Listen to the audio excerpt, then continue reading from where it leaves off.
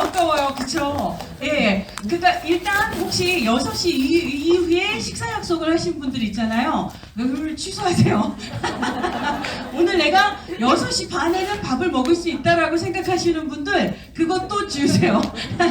그래서 실제로 진행을 해보면 8시간이 힘들기는 하지만 정말 빨리 가거든요. 그래서 기본으로 한 1시간 정도는 여유 시간을 좀 두고 나의 저녁밥은 7시 이후다 라고 좀 생각을 하시는 게 그게 좀 안전하지 않을까 싶습니다. 그리고 점심은 너무 과하게 드시면 엄청 졸려요. 진짜 엄청 졸리거든요. 그러니까 이제 점심 먹는 양도 좀 조절을 해서 전략적으로 그냥 덜 먹어도 졸립니다. 그래서 해롱해롱 하다가 한 우리가 헤어질 즈음이 되면 그때 정신이 좀 들어요. 그래서 문득 헤어지기 아쉽다. 그래서 저희가 보통 1시간을 더 하게 되기 때문에 그러니까 7시까지는 생각을 해주셔야 되고요. 지금 이제 9시 한 8분 정도 됐거든요. 그러면 우리 10시까지 일단 인행사를 생각을 하도록 할게요. 휘리릭 지나가겠죠. 제가 문제를 풀기 전에 기본적인 내용을 한 20분 안에 정말 휘리릭 하고 그리고 문제를 풀려고 해요. 그러니까 여러분들이 지금까지 공부했던 내용을 제가 요약하는 내용을 들으시면서 그렇게 이제 쭉 정리를 하시면 됩니다.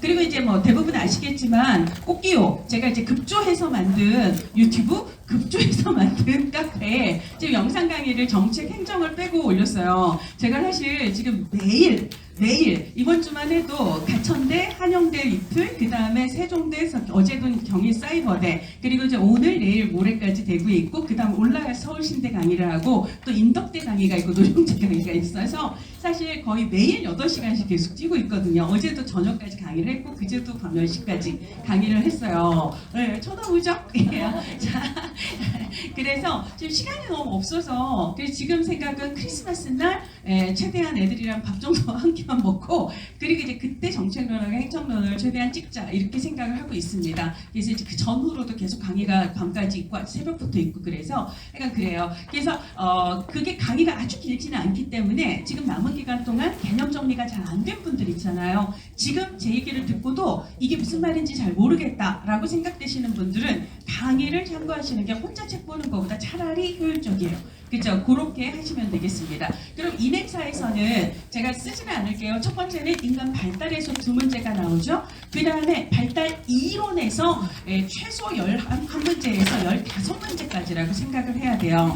왜냐하면 이 발달 이론과의 브론펜브레너까지를 합치면 학자가 12명이 나와요. 근데 최근 시험에서 브론펜브레너의 미시체계, 중간체계 요거에서 보통 한 해에 3문제까지도 나옵니다. 그러니까 11명 플러스 브론펜브레너에서 한 3문제, 거기다 학자가 종합 문제까지 하면 대략 14문제 정도, 15문제 정도가 학자의 발달 이론 쪽에서 문제가 나오는데요. 그 중에서도 프로이트, 그러니까 삐아제하고 그 다음에 에릭슨 지분이 가장 높아요. 삐아제는 영아기, 유아기, 아동기, 청소년기까지의 시험 문제에 거의 한 50% 이상의 선지를 삐아제 인지발달 이론에서 주로 내는 편이고요. 그 다음에 에릭슨 같은 경우는 영아기부터 노년기 모든 단계에 대한 심리사회적 위기를 얘기했기 때문에 이 생애주기 쪽 문제에서 에릭슨도 거의 매번 나옵니다. 요거는 이따가 문제를 보면서 확인할 수 있어요. 그래서 기본으로 생애주기 쪽, 태아기부터 노년기까지 시험 문제를 풀 때 이론을 몰라서는 답을 찾을 수가 없어요. 이론만 알아도 답을 찾을 수 있는 문제가 기본으로 반 이상이에요. 따라서 인행사의 승부는 무조건 이론에 있다라고 생각을 하셔야 됩니다. 거기다가 정신분석이론은 실천기술론의 정신역동 모델로, 그 다음에 행동주의 이론은 기본으로 실천기술론의 행동수정 모델로 연결이 되기 때문에 기초개념들을 여기서 잡지 못하면 그쪽에서도 망한다라고 생각을 하셔야 돼요. 자, 그래서 첫 번째 주제가 인간 발달이거든요. 문제 넘어가기 전에 기본적으로 여러분들이 요거에 이제 기본적인 개념들, 그래서 여러분들 머릿속에 이거 있잖아요. 우리 임금님귀는 당나귀기 맞나? 아니, 임금님귀는 당나귀가 아니라 벌거벗은 임금님 있잖아요. 그죠? 여러분들은 여기에 글자가 없어도 다 보여야 돼요. 공부한 사람만 볼 수 있는 글자들이 있어요. 발달. 뭐죠? 발달은 어디서부터 어디까지? 수정에서 예, 사망까지예요. 이걸 출산해서라고 얘기하면 틀립니다. 수정되는 순간부터, 즉 발달은 태내기부터 시작을 하는 거지 영아기부터 시작하는 게 아니다라는 거. 노년기까지 이걸 세 글자로 전생에 걸쳐서 그리고 연속적 그리고 체계적으로 변화하는 것, 이것을 우리가 발달이라고 얘기를 하죠. 그래서 발달은 두루두루 포괄을 하는데요. 하나는 상승도 있고 하강도 있어요. 그 다음에 숫자로 얘기할 수 있는 양적 변화와 그 다음에 기능과 구조의 변화에 해당하는 질적 변화를 모두 포함을 하죠. 그리고 환경의 영향만 받는 것도 아니고 유전은 시험에서는 생물학적 요인이라고 표현을 하기도 합니다. 유전의 영향을 받는 것도 아니고 둘 다의 영향을 받는다. 어느 한쪽이 더 우선이 된다. 이거 다 틀리는 얘기다 라고 보셔야 돼요. 그리고 아까 체계적인 변화이기 때문에 어느 정도 예측이 가능하다 가능하지 않다? 가능하다라고 얘기를 해야 됩니다. 근데 시험 문제에서 제일 많이 나오는 건 일정한 뭐가 있다? 방향과 순서가 있다라는 거예요. 방향은 어디서부터 어디로? 예, 위에서 아래로예요. 상부에서 하부로. 그 다음에 중심에서 말초로예요. 심장이 먼저다, 손가락이 먼저다, 심장이 먼저다. 그 다음에 버둥버둥 전체에서 오른손 왼손 올리는 개별 혹은 특수 혹은 이런 부분적인 활동으로 발달한다라고 얘기를 합니다. 그래서 어떤 사람도 순서를 바꿀 수 있다 없다? 없어요. 그래서 순서와 방향은 일정해요. 근데 뭐는 다르다? 발달의 속도는 다르다라는 거죠. 그래서 발달의 속도가 다르다라는 건 똑같은 시간이 흘러도 어떤 땐 막 빨리 커요. 어떤 땐 아무리 시가도 안 커요. 지금 여러분들은 다 안 크는 분들이잖아요. 그렇죠? 근데 가장 빠른 속도로 크는 시기를 영아기라고 얘기를 해서 영아기는 제1 성장 급등이라고 얘기를 하죠. 뭐냐면 신체 발달이 가장 잘 일어나는 빠른 시기예요. 이걸 우리는 결정적 시기라고도 얘기하고 최적의 시기라고도 이야기를 합니다. 만약에 영아기를 놓치면 두 번째 빠른 시기가 뭐죠? 청소년기, 사춘기죠. 얘를 제2 성장 급등기라고 얘기를 합니다. 그럼 언어 발달은 우리가 똑같이 동화책을 읽어줘도 아이들이 말이 엄청 빨리 성장하는 때는 유아기예요. 그러니까 유아기를 우리가 언어 발달이 폭발적으로 일어나는 결정적 시기다라고 이야기를 하게 되는 거죠. 요게 우리가 발달에서 가장 핵심적인 거예요. 그래서 예를 들자면 이건 발달인데 이건 발달이 아니다. 이런 얘기는 무조건 틀리는 거고요. 순서대로예요. 누구나 일정한 순서예요. 그래서 예측이 가능하다 가능하지 않다? 가능하다가 맞는 거예요. 그러니까 이런 문제에서는 여러분들 2번 체크하고 3, 4, 5를 읽는다 안 읽는다? 읽지 않는다. 체크하고 담대하게 넘어가시면 되는 거예요. 물론 공부할 때는 기본으로 나온 문장들을 체크를 해야 되니까 공부할 때는 읽지만 실전에서는 그렇지 않다라는 얘기입니다. 자, 그 다음에 전반적인 변화를 다루지만 개인 차이가 있는 건 우리가 상식적으로 알고 있는 내용이고요. 그 다음에 키 몸무게가 자라는 것은 우리가 질이라고 얘기해요, 양이라고 얘기해요. 키가 자라는 건 120, 130, 140. 그 다음에 몸무게도 20, 30, 40 숫자로 얘기하는 걸 양이라고 얘기를 합니다. 이건 우리가 질적 연구, 양적 연구에서도 얘기를 하는 거고 숫자가 아닌 걸 우리가 질이라고 얘기를 하기 때문에 질량을 이렇게 쓰면 틀리는 거죠. 그렇죠? 그 다음에 속도는 같다 다르다? 다르다라고 얘기를 했습니다. 요거를 물어보는 문제가 이런 방식으로 나온다는 거예요. 그래서 3번을 보시면 개인 차이가 존재한다. 최적의 시기가 있다 없다? 있다. 최적의 시기를 뭐라고 부른다? 결정적 시기라고도 이야기를 한다는 거예요. 일정한 순서 있고 방향이 있다라고 얘기했고 예측 가능하다라고 얘기를 했습니다. 그 다음에 4번이에요. 소근육 말초, 대근육 중심. 중심에서 말초로라고 얘기했지 말초에서 중심이 아니라고 얘기를 했습니다. 그래서 옳은 걸 찾으라고 했는데 1, 2, 4는 일단 틀리는 거예요. 발달하고 유사 개념에서 성장, 성숙, 학습이 있어요. 성장은 뭐예요? 발달은 여러 가지를 얘기하는 성장은 그 중에 신체 발달을, 그 다음에 성장은 플러스 마이너스를 다 포함을 하지만 성장은 플러스를. 근데 키가 한도 끝도 없이 크는 게 아니잖아요. 발달은 끝없이 가는 연속적인 과정이지만 성장은 멈춘다 멈추지 않는다? 멈춰요. 그렇죠? 그래서 첫 번째 신체적 발달, 양적인 발달, 그리고 증가, 즉 상승하는 발달, 그리고 멈춤이 있다. 이게 성장의 핵심적인 특징이에요. 그 다음에 성숙과 학습을 구분하는 건 뭐예요? 아까 환경과 유전이 영향을 준다라고 얘기했는데 유전에 의해, 유전을 시험에서는 생물학적 요인이라고도 얘기를 합니다. 유전과 생물학적인 요인에 의해 나타나는 체계적 변화는 성숙이라고 얘기를 하고 후천적인 경험이에요. 어떤 교육과 어떤 훈련과 어떤 학습을 어떤 교육을 받았는가에 따라서 나타나는 주로 행동의 변화. 그래서 우리가 행동의 변화를 학습이라고 얘기하기 때문에 행동주의 이론을 학습 이론이라고도 부르게 되죠. 자, 그거를 우리는 학습이라고 얘기를 해요. 유전 생물 나오면 얘는 학습이에요, 성숙이에요? 성숙이라고 얘기를 해야 되고요. 3번 경험이나 훈련의 결과와 상관없이, 이거는 후천적인 경험이 아니라 DNA 유전에 의한 영향이라는 거죠. 그럼 얘는 뭐예요? 성숙이죠. 옳은 걸 고르라고 하면 이럴 때는 성숙을 고르면 되겠습니다. 이런 게 이제 발달하고 관련되는 내용이고요. 나머지 문제들은 오히려 이거보다 더 쉽습니다. 넘어가도록 할게요. 자, 이번에는 정신 분석 이론이에요. 정신 분석 이론은 우리가 이제 정신 역동 이론들이 쭉 있고요. 그 중에 이제 프로이트가 있고 아들러, 에릭슨, 융이 있습니다. 그래서 우리 수업에서는 프로이트, 융 이렇게 외우라고 했고요. 그 다음에 아들러는 발달 단계를 제시하지 않았고 프로이트와 에릭슨, 아들러는 발달 단계를 제시했는데 피읍 친구들 프로이트, 피아제는 어디까지만? 청소년기까지만. 그 다음에 에릭슨, 융은 노년기까지 발달 단계를 제시했다. 이런 얘기를 했습니다. 그 다음에 프로이드의 정신 분석 이론이고요. 그러면 프로이드의 가장 핵심 키워드는 뭐예요? 인간의 정신은 의식도 있고 무의식도 있지만 그 사이에 뭐가 있다? 전의식이 있다라고 얘기를 해요. 이게 너무 역동적이지 않아서 치고받고 싸우는 나 이거 할 거야! 원초와 안 돼! 초자, 얘들아! 중재하는 걸 누구라고? 자아라고 얘기하죠. 이걸 뭐라고 불러요? 성격의 구조라고 얘기를 합니다. 성격의 구조 혹은 인격의 구조는 원초와 자아, 초자가 있는데 사람이 처음에는 원초화만 갖고 태어나지만 발달 단계를 거치면서 자아와 초자가 발달이 된다라고 얘기를 하죠. 그래서 이 발달 단계를 이끄는 키워드는 뭐예요? 리비도라고 하는 성적인 욕망의 에너지죠. 그래서 성적인 욕망을 추구하는데 처음에는 입을 중심으로 이걸 구강기, 그 다음에 항문, 그리고 성기. 그래서 암기할 때는 어떻게 암기하라고 했죠? 구합 남자쌤이에요. 우리 학교에 너무 여자쌤만 있어서 남자샘 구인 공고를 구합 남자샘 해서 구강기, 항문기, 그리고 남근기, 생식기, 잠복기, 생식기 이 순이라고 말씀을 드렸고 이 내용은 일행사뿐만 아니라 사회복지 실천 기술론의 정신 역동 모델에서도 똑같은 얘기가 시험 문제에 나오게 됩니다. 그런 얘기를 했어요. 자, 근데 우리 마음속의 원초화가 자꾸 난 이거 할 거야, 이거 할 거야 하면 안 되는 행동을 할까봐 불안할 수 있어요. 그 다음에 내 안에 너무 강력한 초자아가 이러면 안 돼, 저러면 안 돼, 이러면 시키라고 나를 혼낼까봐 불안할 수 있어요. 이 불안으로부터 나를 자아가 지키기 위해서 발휘하는 걸 뭐라고 부른다? 방어기제라고 얘기를 하죠. 그래서 이제 방어기제의 유형을 물어보는 문제가 오히려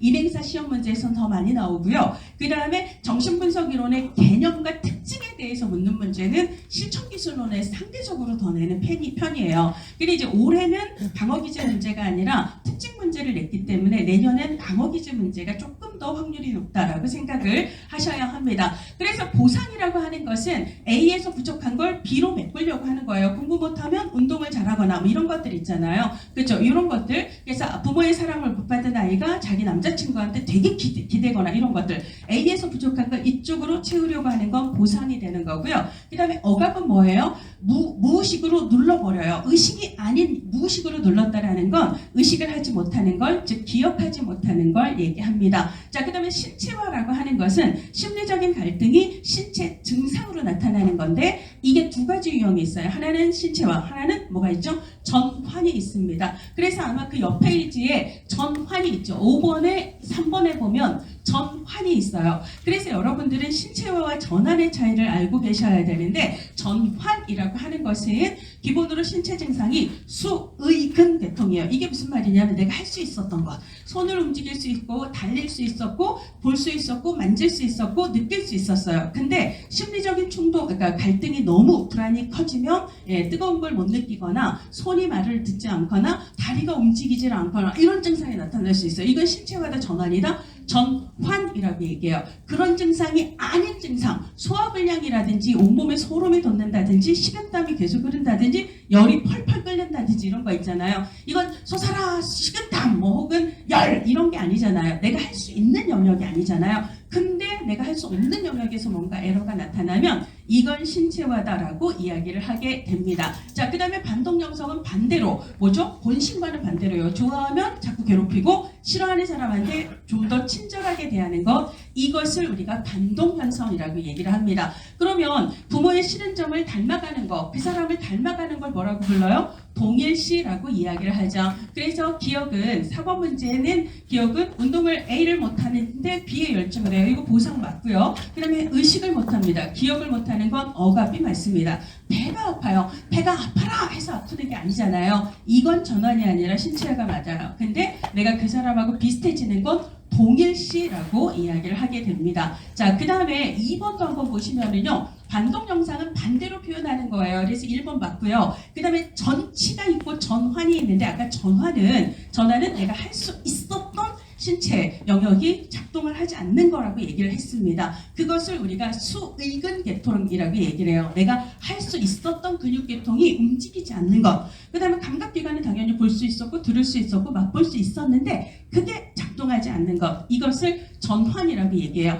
그럼 전치라고 하는 것은 보통 만만한 상대에게 공격성을 돌려서 표현하는 거. 그래서 아빠한테 혼나고 동생을 갈구거나 상사한테 깨지고 부하 직원을 갈구거나 이런 것들이죠. 좀 더 만만한 대상에게 주로는 공격성을 포출하는 것을 전치라고 이야기를 합니다. 투사가 있고 투입이 있어요. 이게 이제 프로젝션하고 인트로젝션이 되는데 이 프로젝션 뭐 이런 거는 화살표를 남한테 돌리는 거, 너 때문에 이렇게 얘기하는 건 투사라고 얘기를 해요. 이건 프로젝션이에요. 근데 인트로젝션은 그걸 나에게 돌리는 거예요. 예를 들어 학대를 받고 폭력에 계속 시달리는 아이는 부모가 아니라 자기 자신이 더럽다고, 자기 자신이 없어져야 한다고 자기를 못 살게 굴게 되는. 그래서 이제 끊임없는 학대와 폭력에 방치된 아이가 어느 순간 자해를 하게 되거나 혹은 자살 시도를 자꾸 하게 되는 거 있잖아요. 차마 우리 부모에게 화살을 못 돌리고 나를 비난하게 되는 거 있잖아요. 이런 걸 우리가 인트로젝션이라고 이야기를 합니다. 이게 이제 주로 극도의 우울하고 연결이 되는 거죠. 이 인트로젝션이 올해 시험 문제의 방어 기제로 유일하게 잠깐 언급이 됐어요. 프로젝션은 네가 문제야. 그 다음에 인트로젝션은 내가 문제야 라고 그냥 네 탓이냐 내 탓이냐 이걸로 알아두시면 되겠고요. 그 다음에 이제 우리가 해리는 이중인격, 다중인격으로 생각을 하셔야 돼요. 근데 예를 들자면 취소하는 거는 그냥 취소하는 거예요. 예를 들어 동생 때려놓고 동생이 울면 막 안아준다거나 와이프 밤새 패놓고 아침에 카드 주면서 맛있는 거 사 먹으라고 한다거나 이런 경우 있잖아요. 이런 것들 우리가 내가 지금까지 너한테 한 그 나쁜 짓을 이걸로 마치 지우개로 지우듯이 속죄하고 싶다, 취소하고 싶다, 무효화하고 싶다 이런 걸 얘기하는 것을 취소 방어 기제다라고 이야기를 합니다. 그래서 옳지 않은 것은 5번이 되는 거죠. 이런 방식으로 방어 기제가 나와요. 근데 여러분들 이제 아마 꽃기호 책을 보시면 사실 방어 기제의 종류가 50개가 넘어요. 근데 꽃기호 책에는 실제로 15개년 동안 나왔던 적이 있는 방어 기제만 표로 모아놨거든요. 그래서 여러분들이 사실 그 외에 방어 기제에 크게 신경을 쓸 필요는 없습니다. 나왔던 것 중에서도 특히 출제 빈도가 좀 많이 체크된 거 요거는 내가 확실하게 알아야 되겠다라고 공부를 해주셔야 돼요. 이게 이제 방어 기제하고 관련되는 얘기고요. 그 다음에 프로이드의 정신 분석 이론에 관한 설명으로 오는 것에서 요거를 내는데 기본으로 프로이드는 무엇이 인간의 행동을 결정한다? 정신이 결정해요. 근데 그 정신은 의식, 전의식, 무의식으로 구성이 되죠. 그 중에서도 정신세계 중에서도 특히 인간을 결정하는 건 무의식이다라고 얘기를 하죠. 따라서 이쪽 인행사에선 정신결정론이라고 시험 문제에 나왔고요. 실천기술론에선 무의식적 결정론으로 시험 문제가 나왔습니다. 똑같은 얘기예요. 그럼 인간은 결정되는 존재예요. 내가 나를 결정하는 게 아니라는 거예요. 무의식에 의해 결정이 됩니다. 자, 그래서 결정론자는 프로이트가 있고요. 그 다음에 주로 행동주의에서 인간은 외부의 환경에 의해서 예측되고 통제되고 법칙적으로 결정이 된다. 누구? 스키너예요. 물론 파블로프도 결정론자지만 시험에서는 주로 스키너가 나옵니다. 그래서 프로이트와 스키너는 대표적인 결정론자예요. 따라서 이 두 사람의 문제에서 오답으로 자주 등장하는 건 자유의지를 강조한다. 틀리는 얘기예요. 그렇죠? 결정이 되는 수동적인 존재일 뿐이지 자유의지 아닙니다. 둘 다 틀리는 얘기다라고 보셔야 되고요. 그 다음에 기본으로 아까 성격의 구조를 원초화자, 초자아로 구분했다라는 거 아시잖아요. 그러니까 이 문제는 사실 우리가 프로이트 하면 의식, 전의식, 무의식 그리고 원초화자, 초자 이거는 기본이잖아요. 이 문제 옳은 거 고르라고 하는데 여러분들이 쓸데없이 1, 2, 4, 5를 읽는데 시간을 써야 돼요? 안 써야 돼요?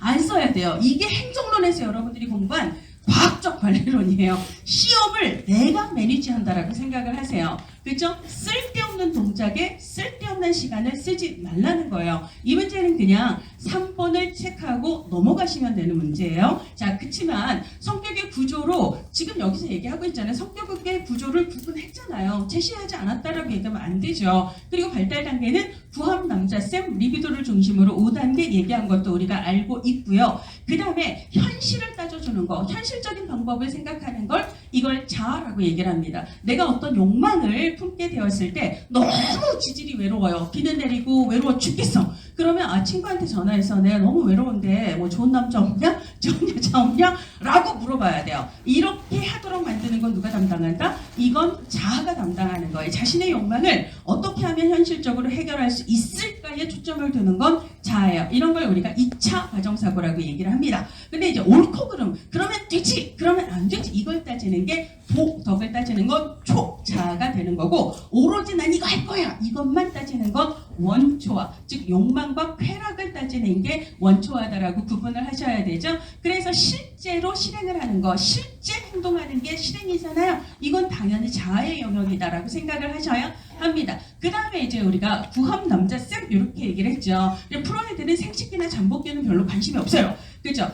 초기에 구함남 여기까지에 주로 관심이 있습니다. 왜냐하면 처음에 아가들은 원초화만 갖고 태어나는데요. 이 아가들이 그 다음에 그 자아가, 그 다음에 초자아가 발달하는 게 남근기라고 얘기를 합니다. 그래서 이제 남근기까지의 생애 5년, 그러니까 태어나서 5년 동안 아이들의 성격 구조가 세팅이 되기 때문에 그 이후의 삶을 볼 것도 없이 이때 성격이 어떻게 형성이 됐는가가 평생을 결정한다라고 얘기를 하는 그런 입장이기 때문에 프로이드 문제에서 잠복기나 생식기가 나올 확률은 굉장히 떨어져요. 그럼 확률이 가장 큰 것은 남근기예요. 왜냐하면 프로이트 자신이 가장 강조한 시기가 남근기거든요. 성격 구조 발달의 마지막, 즉 초자아가 발달이 되는, 이걸 얘기하기 위해서 남근기, 이때 아이들은 자신의 성기의 쾌감이 몰려요. 남근이라고 얘기를 했다면 남자아이가 중심이 되는 거죠. 그래서 이성, 엄마 좋아, 아빠 미워, 이걸 뭐라고 부른다? 오이디푸스 컴플렉스라고 얘기를 하죠. 근데 내가 미워하는 우리 아빠가 나한테 보복한다고 내 거 잘라버릴까봐 불안해요. 이걸 거세 불안이라고 얘기를 하죠.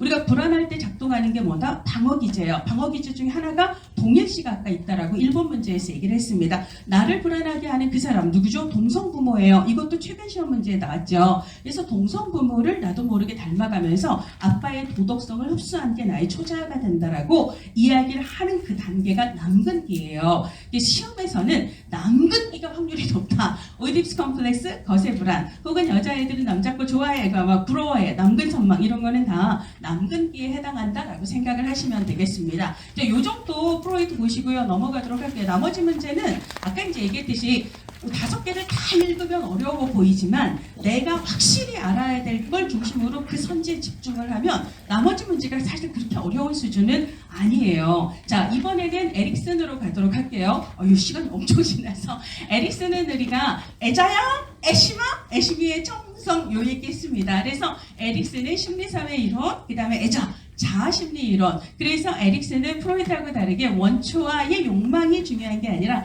자아 자체가 인간 발달에서 중요하다라고 강조를 했고요. 그리고 심리만 중요한 게 아니라 사회적인 것도 중요하다라고 얘기했다는 게 이 이론 타이틀에서 나타나죠. 그리고 기본으로 인간 발달을 전생의 발달로 8단계로 구분을 했는데 그 기준이 뭐죠? 심리사회적 위기예요. 그래서 여러분들은 심리사회적 위기를 내가 정확하게 기억을 하고 있는지를 그 위에 27페이지 표 있잖아요. 26페이지의 표를 보고 요거를 확인을 해야 되죠. 그리고 기출문제를 보시면 결국은 대부분의 문제는 이 표에서 나오고 있다는 거죠. 그리고 이게 단독 문제로만 나오는 게 아니라 사실 올해 같은 경우는 에릭슨은 이게 단독 문제로는 안 나왔어요. 근데 뒤쪽에 보시면 생애주기 쪽 문제에서 주구장창 나오는 거예요. 그러니까 출제자가 이걸 단독 문제로 모으지 않고 생애주기 쪽 문제에서 거의 모든 선지 중, 그러니까 모든 문제의 선지 하나를 에릭슨으로 쫙 까는 다른 방식으로 분산을 시켰을 뿐이지 올해도 에릭슨의 심리사회적 위기가 안 나왔다 이렇게 얘기할 수는 없습니다. 단독 문제가 안 나왔을 뿐이지 굉장히 많이 나오는 얘기예요. 따라서 이 표 신자, 죽은 자, 친생자라고 외우라고 했습니다. 신뢰의 불신이에요. 그러면 신뢰가 중요한 이유는요. 나는 혼자 할 수 없어요. 애기들은 부모에 의해서예요. 그래서 그 사람을 믿을 수 있어야 내가 살아갈 희망이 생기는 거죠. 그 다음에 자, 내가 할 거야. 자수의라고 외우라고 했습니다. 자율수치 의식이에요. 그래서 의로 연결을 해서 의지로 바로 연결을 해야 되고요. 그 다음에 세 번째 단계는 지지지지예요. 학령정기라고 얘기를 하고요. 그 다음에 얘는 주도, 죄의식, 목적 해서 지지지지 이렇게 깔려야 되고요. 그 다음에 네 번째 단계는 아이들 학교 갑니다. 학령기인데요. 여여. 그래서 근면, 열등, 능력 해서 모두 여가 있다라는 거. 그래서 시험 문제를 봤을 때 기본으로 이거를 빨리빨리 체크를 할 수 있도록 박아야 돼요. 여여. 그 다음에 청소년은 청소년이니까 정체성이 중요한 거고요. 정체성이 중요하기 때문에 성실의 열매를 얻는다라고 얘기하죠. 청년기 중요한 건 뭐예요? 사랑이에요. 누구 사랑? 친구 사랑입니다. 친밀대 고립 그리고 사랑을 얻는다. 친구 사랑이에요. 그 다음에 중년기는 애예요. 생산의 애, 침체의 애, 배려의 애가 되는 거고 이때 배려는 영어로 케어인데 이걸 돌봄이라고도 번역을 하죠. 그리고 노년기가 되면 당연히 자기의 삶을 돌아보면서 내 삶을 통합해야 돼요. 이걸 자아통합이라고 얘기를 하죠. 근데 내가 살고 싶은 인생이 아니었다라는 걸 깨달아도 내게 다시 기회가 주어지지 않는 걸 느끼는 거. 이건 뭐죠? 절망이라고 얘기를 하죠. 이 사이에서 위기를 잘 극복을 했을 때 인생이 우리에게 마지막으로 주는 선물은 깊은 지혜다라고 얘기하는 게 이게 에릭슨의 얘기죠. 그래서 요게 이제 시험 문제에 주로 나오는 거고요. 그리고 그것을 프로이트하고 대응하는 문제도 여러 번 나왔습니다. 그러면 이거는 그냥 신자, 죽은, 자까지 하고 후함, 남자, 생까지 해갖고 연결시키면 문제 뭐 그렇게 어렵지 않아요. 그 다음에 11번 문제 같은 경우는 이게 기본적으로 심리사회적 위기뿐만 아니라 주요 관계예요. 근데 이제 첫 번째 신뢰는 양육자에 대한 주로는 엄마가 되는 거죠. 그래서 순서가 엄마, 그 다음에 엄마, 아빠, 그 다음에 가족, 그리고 4단계는 아이들 학령기예요. 학교 갑니다. 근데 그 학교에는 주로 우리 동네 아이들이 모이기 때문에 우리 동네 그리고 우리 학교 요게 되는 거고 청소년기는 또래. 그래서 인생에서 또래 집단의 영향력이 가장 강한 거 이게 청소년기잖아요. 그렇죠? 애들 다 나이핏이 있는데 나만 뉴발란스 이런 거 잘 안 신어요. 근데 우리는 그런 거 신경 안 쓰잖아요. 그렇잖아. 나만 다른 거 이거에 굉장히 많이 의식을 하는 게 청소년기예요. 그래서 우리가 그 다음 단계까지는 필요 없습니다. 일단 앞에 4단계 엄마, 아빠, 가족 그리고 학교 그리고 이웃 그리고 마지막 청소년기 또래 요거까지만 알고 계시면 문제는 풀 수 있어요. 이거는 사실 이해의 문제가 아니기 때문에 스스로 암기했는지를 문제를 푸시면서 확인을 해보시면 되겠습니다. 자, 그러면 이제 13번 에릭슨 이론으로 옳지 않은 것은 전세계 발달 8단계라고 얘기를 했고요. 청소년기는 자정체성 그래서 아까 청소년기는 정체성 그래서 성실을 얻는다. 정체성, 정체감 똑같은 얘기예요. 그 다음에 각 발달은 이전 발달을 토대로 이루어진다. 이거 무슨 원리예요? 점성 원리예요. 우리는 한 단계 인생을 한 단계 순서대로 살아나가는 거예요. 예정된 단계를 순서대로 살아나가고 그 이전 단계가 그 다음 단계에 영향을 준다. 이거를 애시미의 정성에서 점성 원리라고 얘기를 했습니다. 자, 그 다음에 환경과의 상호작용 프로이트하고 다르게 심리 사회 이론이에요. 사회적 환경도 인간 발달에서 중요하다라고 얘기한 게 프로이트와 에릭슨의 차이입니다. 자, 그 다음에 학령기 나와서 여여여죠. 근면, 열등, 그리고 능력이라고 얘기를 했습니다. 자수의 이건 내가 할 거야. 미운 3살에 해당하는 두 번째 단계예요. 그렇죠? 두 번째 이걸 초기 아동기라고 얘기를 하는데 결국은 에릭슨 이론에서 가장 핵심은 요거를 암기하는 거예요. 심리사회적 위기를 암기하는 거고요. 이렇게 많이 나오는데 외우지 않고 시험을 보러 가는 배짱? 대단한 거죠. 대단한 거죠. 그런 배짱을 갖고 시험을 보시면 안 됩니다. 자, 그죠? 요것도 이제 아까 얘기했어요. 근면, 열등, 능력이라고 얘기를 했고요. 주도 죄의식은 뭐예요? 지지지지 해서 주도 죄의식 목적이라고 얘기를 했습니다. 신뢰, 양육자를 믿을 수 있어야 내가 살아갈 희망을 얻는다라고 얘기를 했고요. 자수의라고 얘기를 했습니다. 그러니까 자수의, 의심은 바로 의지로 연결시켜야 되고요. 정체감은 정체성으로 바꾸세요. 그러니까 정체성이 나오면 성실로 연결시켜야 되죠. 그러니까 빨리 답을 찾을 수 있도록 암기를 조금 더 효율적으로 하시면 하시는 게 중요해요. 그래서 우리가 시험 공부를 할 때는 계속 얘기하지만 효율성이죠. 효율성으로 시간을 최대한 단축하면서 정확도를 높이는 그런 암기를 하십시오. 자, 그 다음에 이제 아들러로 가도록 할게요. 자, 아들러는 아들 너 걔 열등해 라고 얘기를 했습니다. 17번 문제로 일단 가도록 할게요. 그래서 이제 아들러 하면 아들러는 개인 심리 이론이고요. 열등감을 얘기했어요. 그래서 열등감을 메우는 걸 보상, 그래서 좀 더 나아지는 걸 우월. 근데 우리가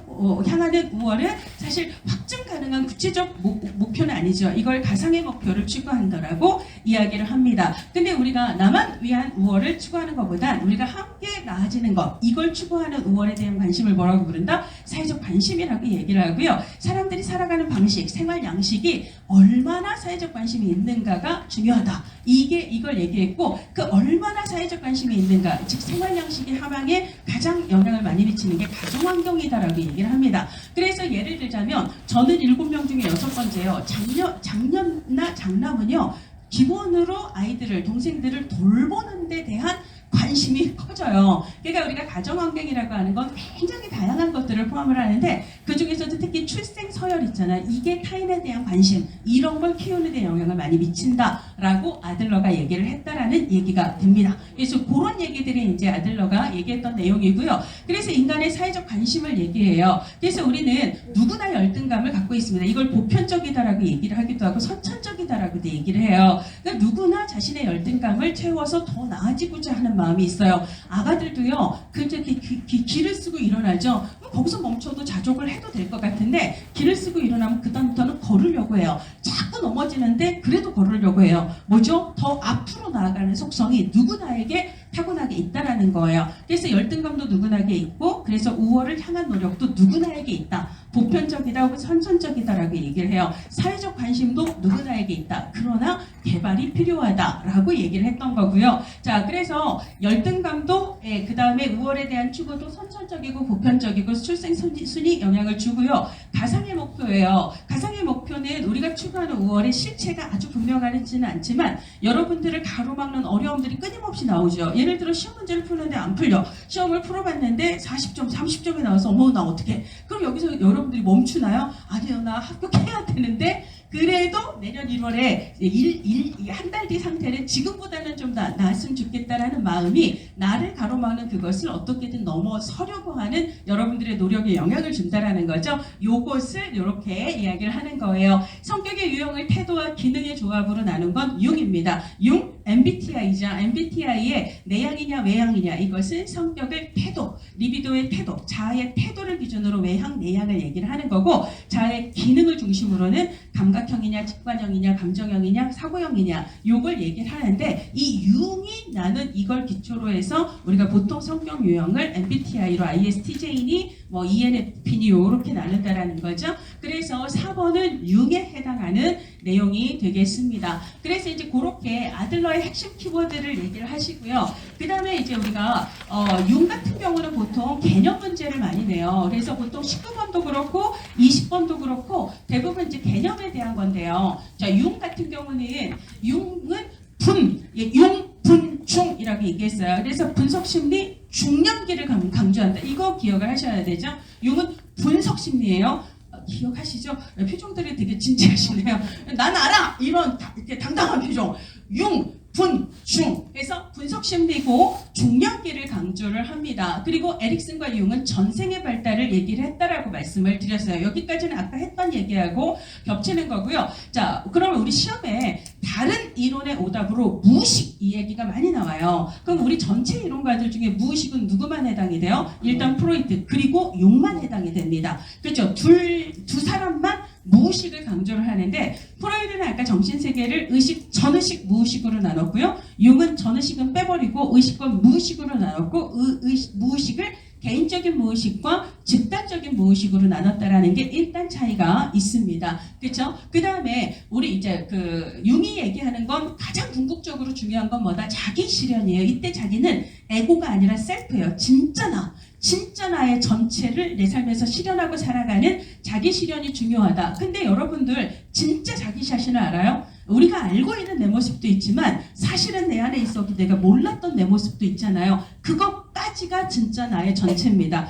그래서 우리는 자기를 성격의 전체 일관성, 뭐 이렇게 통합 이런 말로 표현을 하게 돼요. 자, 그래서 진짜 나를 알아가려면 내가 몰랐던 즉 무의식 속의 나를 알아가야 돼요. 이 무의식 속의 나를 알아가는 걸 세 글자로 뭐라고? 개성화라고 얘기를 하죠. 근데 그 개성화가 청년기에는 쉽지가 않아요. 왜냐하면 나에게 집중하기가 힘들어요. 왜냐하면 결혼을 해야 되는데 내가 아니라 저 사람이 어떤 이성을 좋아하는지, 취직을 해야 되는데 저 회사가 어떤 인간을 좋아하는지, 학교를 들어가야 되는데 그 대학이 어떤 수준의 사람을 좋아하는지 끊임없이 외부에서 나에게 무엇을 요구하는가에 집중을 해야 되다 보니까 한정된 에너지를 자기 자신에게 쏟기가 힘든 게 정력이에요. 그러면 이제는 그것이 대충 지나가고 난 뒤 그때부터가 뭐다? 중년기죠. 그래서 지금까지는 먹고 사느라고 바빠서 외면하던 나 자신을 들여다보는 시간이 바로 중년기고, 그래서 진짜 나를 알아가고 나를 실현할 수 있는 시기가 이게 중년기다라고 이야기를 하죠. 그럼 진짜 나 속에는 뭐가 있어요? 저는 여자지만 제 안에 남성성이 있습니다.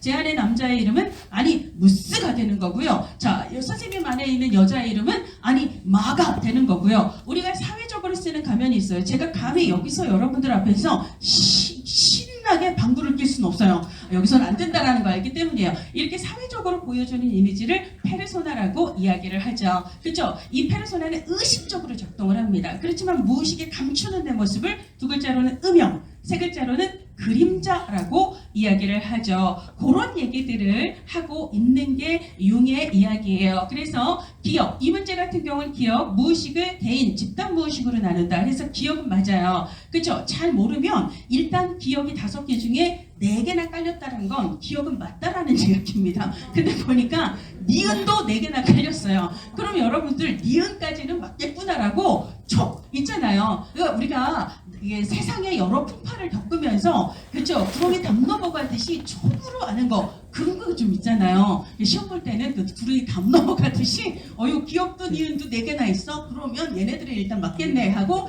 일단 디귿 리을부터 읽자. 거꾸로 읽자. 이런 순발력이 좀 필요할 수도 있습니다. 거꾸로 읽어볼까요? 리을. 자, 남성의 여성적인 면은 뭐죠? 남자 안에 여자는 아닌 마예요. 여자 이름은 소피아, 줄리아, 춘자, 영자. 아로 끝나요. 남자 이름이 무스로 끝나죠. 그러니까 여성의 남성성은 무스, 그 다음에 남성의 여성성은 마 이렇게 되죠.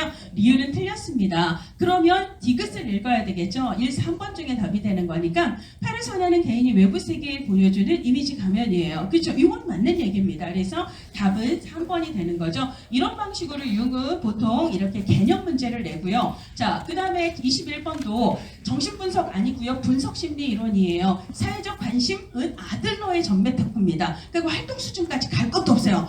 사회적 관심은 아들러예요. 그렇죠? 예, 땡입니다. 그 다음에 융은 발달 단계 제시했고요. 발달 단계 제시하진 않은 정신역동 이론가는 누구밖에 없다? 아들러밖에 없습니다. 그 다음에 개성화, 자기 실현 중요합니다. 그러니까 답은 뭐라고요? 이거예요. 사실 융이 가장 강조한 게 이거거든요. 그 다음에 창조적 자기, 이거는 아들러 거예요. 아들러는요, 내가 오늘은 부족해도 이걸 좀 보상을 이렇게 채워서 내일은 더 나아져요. 우리는 일신오일신, 내일 더 나은 사람이 되기 위해서 나아가는 과정을 살아간다. 이게 아들러의 메시지잖아요. 이걸 다른 말로 창조라고 이야기를 하고 있습니다. 창조, 사회적 관심은 다 아들러의 키워드다라고 생각을 하실 필요가 있습니다. 자, 그래서 문제를 막 너무 어렵게 생각을 안 했으면 좋겠어요. 자, 시간이 막 가고 있습니다. 자, 그 다음에 행동주의에서는 파블로프하고 스키너하고 반두라 얘기했고요. 그 다음에 이론의 타이틀 암기하라고 얘기했습니다. 호식이 2마리 치킨 시켜요. 더블로 고! 그래서 파블로프는 고전적 조건화, 시키죠. 스키너는 조작적 조건화, 반대! 반두라는 대리적 조건화라고 얘기를 했고요. 이 반두라 얘기에서, 반두라 문제에서 대리적이 아니라 조작적 조건화 이런 식으로 오답을 많이 냅니다. 옳지 않은 걸 고르라는 거에서 그거 알아두셔야 되고요. 이게 이제 올해 나왔던 건데, 행동주의에서는 정신, 행동을 취급을 한다 안 한다? 하지 않습니다. 행동주의자들은 철저하게 검증 가능한 과학을 지향을 해요. 그러니까 얘네들은 검증, 즉 증명을 하기 위해선 측정해서 관찰해서 보여줘야 돼요. 눈에 보이는 건 행동이다, 정신이다, 인지다? 행동이에요. 그래서 이들은 오로지 행동에 초점을 맞춥니다. 따라서 주관적인 정신이나 인지에 신경을 쓴다, 쓰지 않는다, 쓰지 않는다가 맞는 거예요. 그렇죠? 검증 불가능한 건 과학이 아니다라고 얘기를 하는데요. 이걸 우리는 조사론에서 실증주의라고 얘기를 해요. 실제 증명이 가능해야 과학이다라고 얘기하는 게 이게 실증주의예요. 그럼 무엇을 통해서 증명을 하는 거죠? 데이터로 해요. 무슨 데이터? 경험적인 데이터죠. 주사론에서 이걸 경험적 자료에 의해서 이렇게 얘기를 해요. 그래서 우리 실증주의 문제, 조사론에서 실증주의 문제가 어떻게도 나왔었냐면 경험주의라고도 한다. 이렇게도 나왔었거든요. 실증주의는 경험주의예요. 실제 데이터로, 경험적 데이터로 증명할 수 있어야 과학이다. 실증주의 경험주의예요. 근데 기본으로 행동주의는요. 이런 마인드를 지향을 한다라는 거예요. 그래서 기억은 틀렸고요. 그 다음에 리얼, 경험주의에 근간을 두고 구체적으로 관찰할 수 있는 행동에 초점을 둔다. 사실은 기억과 리을은 반대되는 얘기예요. 기억은 틀렸고 리을이 행동주의의 입장이다라는 걸 알아야 돼요. 그리고 제가 아까 행동주의에서 가장 대표적인 스키너, 결정론자라고 얘기했습니다. 파블로프도 결정론자예요. 그리고 스키너도 프로이트도 결정론이에요. 프로이트는 정신이 결정한다라고 얘기했고요. 그 다음에 스키너는 환경이 결정한다라고 얘기했어요. 우리는 자유의지로 행동을 하는 거예요. 무언가에 의해 결정된 행동을 하는 거예요. 후자라고 얘기하기 때문에 프로이트 문제에서도 행동주의나 스키너 문제에서도 자유의지가 나오면 틀렸다라고 보셔야 되는 거죠. 그럼 선행 조건과 결과에 따라 행동이 형성이 된다. 잘 생각을 해보면 파블로프 있잖아요. 종소리 울렸을 때 개가 침을 흘려요, 안 흘려요? 원래는 안 흘려요. 근데 파블로프가 말하기를 내가 종소리에도 개가 침을 흘리게 만들어 볼게 라고 얘기해요. 그러면 개가 침을 흘릴 때마다, 종소리에 침을 흘릴 때마다 칭찬을 해줬어요? 아니요. 아무리 기다려도 종소리에 침 안 흘려요. 그래 어떻게 한 거예요? 음식 주기 전에 종소리를 계속 울려주는 거죠. 특정의 행동을 하기 전에 종소리 울리고 밥 주고, 종소리 울리고 밥 주고, 이걸 계속 했더니 그 다음에 그 행동을 하더라. 이렇게 되는 거잖아요. 그러니까 파블로프의 고전적 조건의 원리는 그 행동을 만들기 위한 선행 조건을 가지고 그 행동을 만들었어요. 근데 스키너는요, 선행 조건이 아니라 뭐죠? 그 행동에 뒤따르는 결과가 좋으면 걔는 그걸 더 할 거다라고 얘기를 하죠. 그렇죠. 예를 들자면 제가 예를 들어 이런 식의 특강을 2번을 하기로 계획을 했다고 합시다. 그럼 처음에 왔을 때 여러분들이 이 특강이 되게 좋으면 그 다음 특강에도 오게 되겠지만 오늘 왔는데 완전 꽝이었어요. 그럼 그 다음에 와요, 안 와요? 안 와요. 그러니까 결과가 좋으면 그 행동을 더 하겠지만 그렇지 않으면 덜 한다. 하나는 강화, 하나는 처벌. 이게 스키너의 가장 핵심이잖아요. 스키너가 행동의 조건화 혹은 행동의 학습을 얘기한 원리는 그 행동에 뒤따른 결과를 통해서였고요. 파블로프는 그 행동의 직전 상황을 조작하는 방식으로였어요. 그래서 이렇게 얘기하는 거죠. 디귿은 그 얘기를 하고 있습니다. 그러니까 사실 시험에서 우리가 이런 걸 읽었을 때 이게 지금 각각 무슨 말인지를 유연하게 판단하기가 좀 힘든데요. 그러기 위해서 여러분들이 지금부터는 공부를 하는 것도 중요하지만 시험지를 다운을 받아서 구경하는 게 필요해요.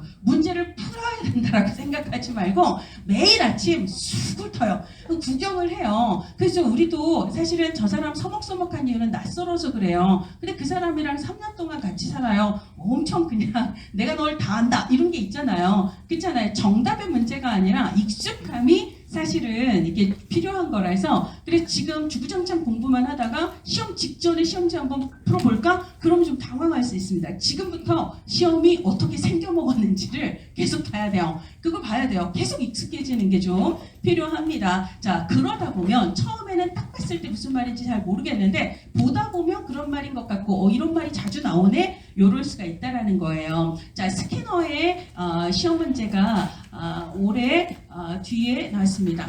예, 요거 한번 볼게요. 스키너 이론에 관한 설명으로 옳지 않은 것은 요거 얘기하고 있는데요. 우리가 얘는 사실 이런 문제가 우리 이쪽도 나오지만 실천 기술론에서도 행동수정 모델에서도 나와요. 스키너의 가장 핵심은 조작적 조건화 시키죠. 조작적 조건화의 또 핵심은 강화 처벌이에요. 그럼 강화는 행동의 결과가 좋아서 그 행동을 더 하는 걸 얘기합니다. 강화는 더 하는 걸 얘기해요. 그럼 왜? 좋아서예요. 그렇죠? 그러면 부적이든 정적이든 상관없어요. 강화는 무조건 좋은 결과, 그래서 더 하는 거예요. 그러니까 행동의 빈도를 감소시킨다고 하면 돼요, 안 돼요? 안 됩니다. 덜 하게 하는 건 처벌이에요. 그러니까 우리가 정적과 부적은 좋다 나쁘다가 아니에요. 정적은 뭐죠? 무엇이 오는 거예요. 강화는 강한데 칭찬이 오고 그 다음에 승진이 오고 좋은 성적이 오고 이건 정적 강화가 되는 거고 내가 타이레놀 밀가루를 먹었더니 두통이 사라지고 이런 것들이 있잖아요. 맛있는 걸 먹었더니 스트레스가 사라지고 이런 것들 좋은 결과인데 나쁜 게 사라지는 좋은 결과 이것을 우리는 부적 강화라고 얘기를 합니다. 그래서 부적이라는 말이 좋고 나쁘다라는 의미가 아니라 플러스냐 마이너스냐 이것만 얘기하는 거고 강화가 행동이 증가하는 것 그 다음에 처벌은 행동이 감소하는 거다라고 생각을 하셔야 해요. 그래서 옳지 않은 건 1번 바로 체크하고 넘어가셔야 되는데 이게 사실은 실천 기술론에서 거의 똑같은 얘기가 이전에 나왔었거든요. 그래서 기출을 기반으로 해서 1번 체크하고 바로 넘어가셔야 합니다. 자, 그 다음에 이제 가변 비율, 그 다음에 4번에 고정 간격이 있어요. 우리가 특정 행동을 그 사람이 더 하도록 하는 걸 강화라고 얘기를 하는데요. 더 하도록 하기 위해서 결과, 보상을 줘야 되는데 보상을 그 행동을 할 때마다 주는 걸 연속적 강화라고 얘기를 하고요. 약간 텀을 두는 걸 간헐적 강화라고 얘기를 합니다. 근데 텀을 둘 때 내가 예를 들자면 너한테 뭐 일주일에 그러니까 하루에 3번 간식을 줄게, 일주일에 한 번 용돈을 줄게, 한 달에 한 번 월급을 줄게. 이건 다 그 사람이 무슨 행동을 얼만큼 했느냐를 기준으로 해요. 하루에, 일주일에, 한 달에 시간을 기준으로 해요. 시간을 기준으로 보상을 주는 걸 뭐라고 부르죠? 간격이라고 얘기를 합니다. 근데 3시간마다 딱딱 그 다음에 매주 토요일 오전에 매달 25일에 딱딱 이거를 뭐라고? 고정간격이라고 얘기하고 평균적으로는 그렇지만 조금씩 편차가 있을 수 있다면 이건 가변 간격이에요. 근데 간격은요. 행위, 내가 그 행동을 얼마나 열심히 했는가에 영향을 받지는 않습니다. 근데 여러분들 동네에 커피집이 여러분들한테 무료 커피를 막 줘요? 일주일 지났으니까 아니에요. 무조건 우리 집 커피를 10잔은 마셨어야 스탬프 10개는 채워야 무료 커피 주는 거 아니에요. 시간이 100년이 가도 그 인간이 우리 집에서 커피를 안 마셨으면 그 사람한테는 내가 커피를 주지 않습니다. 그렇죠? 이 보상은 무엇을 기준으로 해요? 시간이 아니라 그 사람이 커피를 마신 빈도와 비율을 기준으로 하죠. 이런 걸 뭐라고 부른다? 비율. 근데 그것도 딱딱 10잔마다 이러면 고정 비율이지만 약간 편차가 있으면 이걸 가변 비율이라고 얘기를 하죠. 그럼 우리가 어떻게 보상을 주었을 때 효과가 가장 커요? 노력을 해야. 이 노력은 시간이 아니라 비율이에요. 근데 그것도 아주 일정한 것보다는 약간 차이가 있는 거. 그래서 가장 좋은 건 뭐다?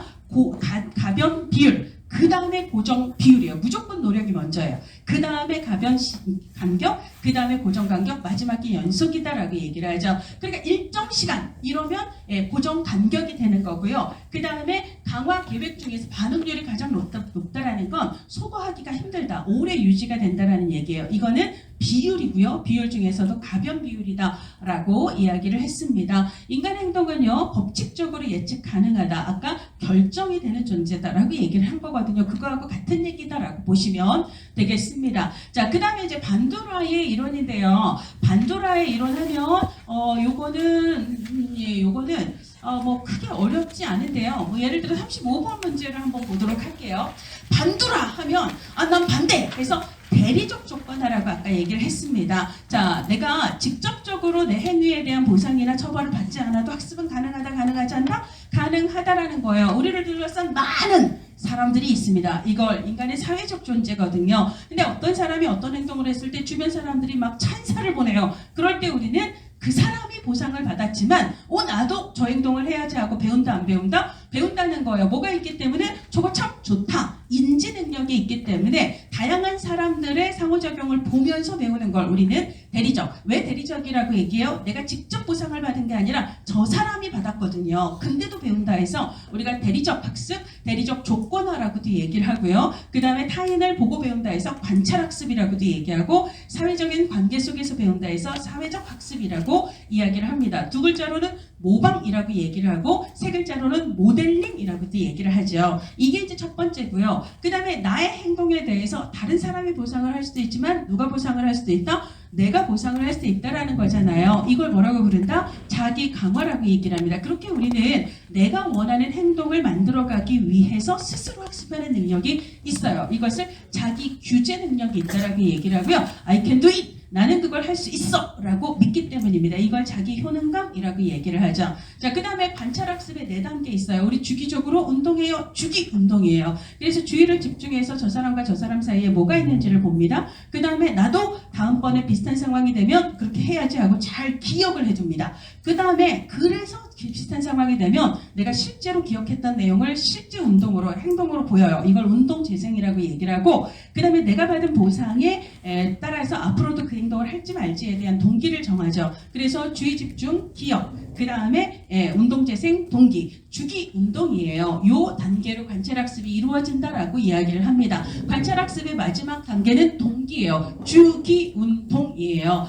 근데 연이어서 2년 연속으로 이 단계를 잘못 구성을 해서 오답 찾는 문제를 냈는데요. 마지막 단계는 동기화입니다. 사실 뭐 이런 것들은 그냥 암기로 끝내시면 돼요. 그죠? 주기운동 이렇게 끝내시면 되고요. 나머지는 다 알 수 있는 내용들이에요. 그래서 일단 반두라 넘어가시고요. 자, 그 다음에 삐아제의 인지발달 이론입니다. 자, 삐아제는 학습, 그러니까 인지발달은 능동적이다, 수동적이다? 예, 능동적이다라고 얘기를 해요. 예를 들자면 오늘 저를 처음 보신 분 있죠. 그렇지요. 이렇게 있습니다. 근데요, 영상으로 저를 만났던 분들은 오늘 저를 실물로는 처음 봤지만 김유경이다! 라고 알아채시는 거예요. 아까 주차장에서 만나신 분 있잖아요. 김유경이다! 라고 알아챘어요. 근데 만약에 오늘 지금 여기 와서 처음 보신 분들은 제가 밖에서 서로 스쳤다 할지라도 못 알아보는 거예요. 그죠? 그러면 외부 대상, 즉 김유경이라는 존재가 있을 때 어떤 사람은 그걸 알고 있고 어떤 사람은 그걸 몰라요. 예를 들어 과학자가 무엇을 얘기했을 때 어떤 사람은 그걸 알고 어떤 사람은 그걸 몰라요. 우리가 인지라는 건 그런 거거든요. 그러면 어떤 사람들은 더 인지가 발달했는가? 그건 뭐예요? 그 대상을 내가 알고 있는가요? 이걸 우리가 그 대상에 대한 인지 도식이 형성되어 있다라고 이야기를 합니다. 그래서 도식의 수가 많아지는 게 인지 발달인데요. 사람들은 자신의 도식의 수, 대응되는 외부 대상에 대응되는 도식을 어떻게 해서 이제 갖춰가게 되는가, 어떻게 인지 발달이 되어가게 되는가, 이걸 얘기할 때 새로운 외부 대상이 있을 때, 그럴 때 내가 머릿속에 알고 있는 기존의 도식하고 가장 유사한 걸 대입을 해보는 거예요. 자, 그래서 귤은 먹어본 적이 있지만 레몬을 처음 본 아이가 레몬을 처음 봤을 때 귤이다. 내 머릿속에 비슷한 게 귤이어서요. 귤이다라고 생각하는 거. 이걸 뭐라고 부르죠? 동화라고 얘기를 합니다. 기존 도식을 대입을 해봤는데 맞아요, 안 맞아요? 내가 아는 귤은 새콤하고 맛있는데 이거 너무 쉬워요. 안 맞아요. 이걸 뭐가 깨졌다? 균형이 깨졌다라고 얘기를 합니다. 균형이 깨졌을 때 사람들은 균형을 회복하려는 경향이 있어요. 이것을 균형화라고 얘기를 합니다.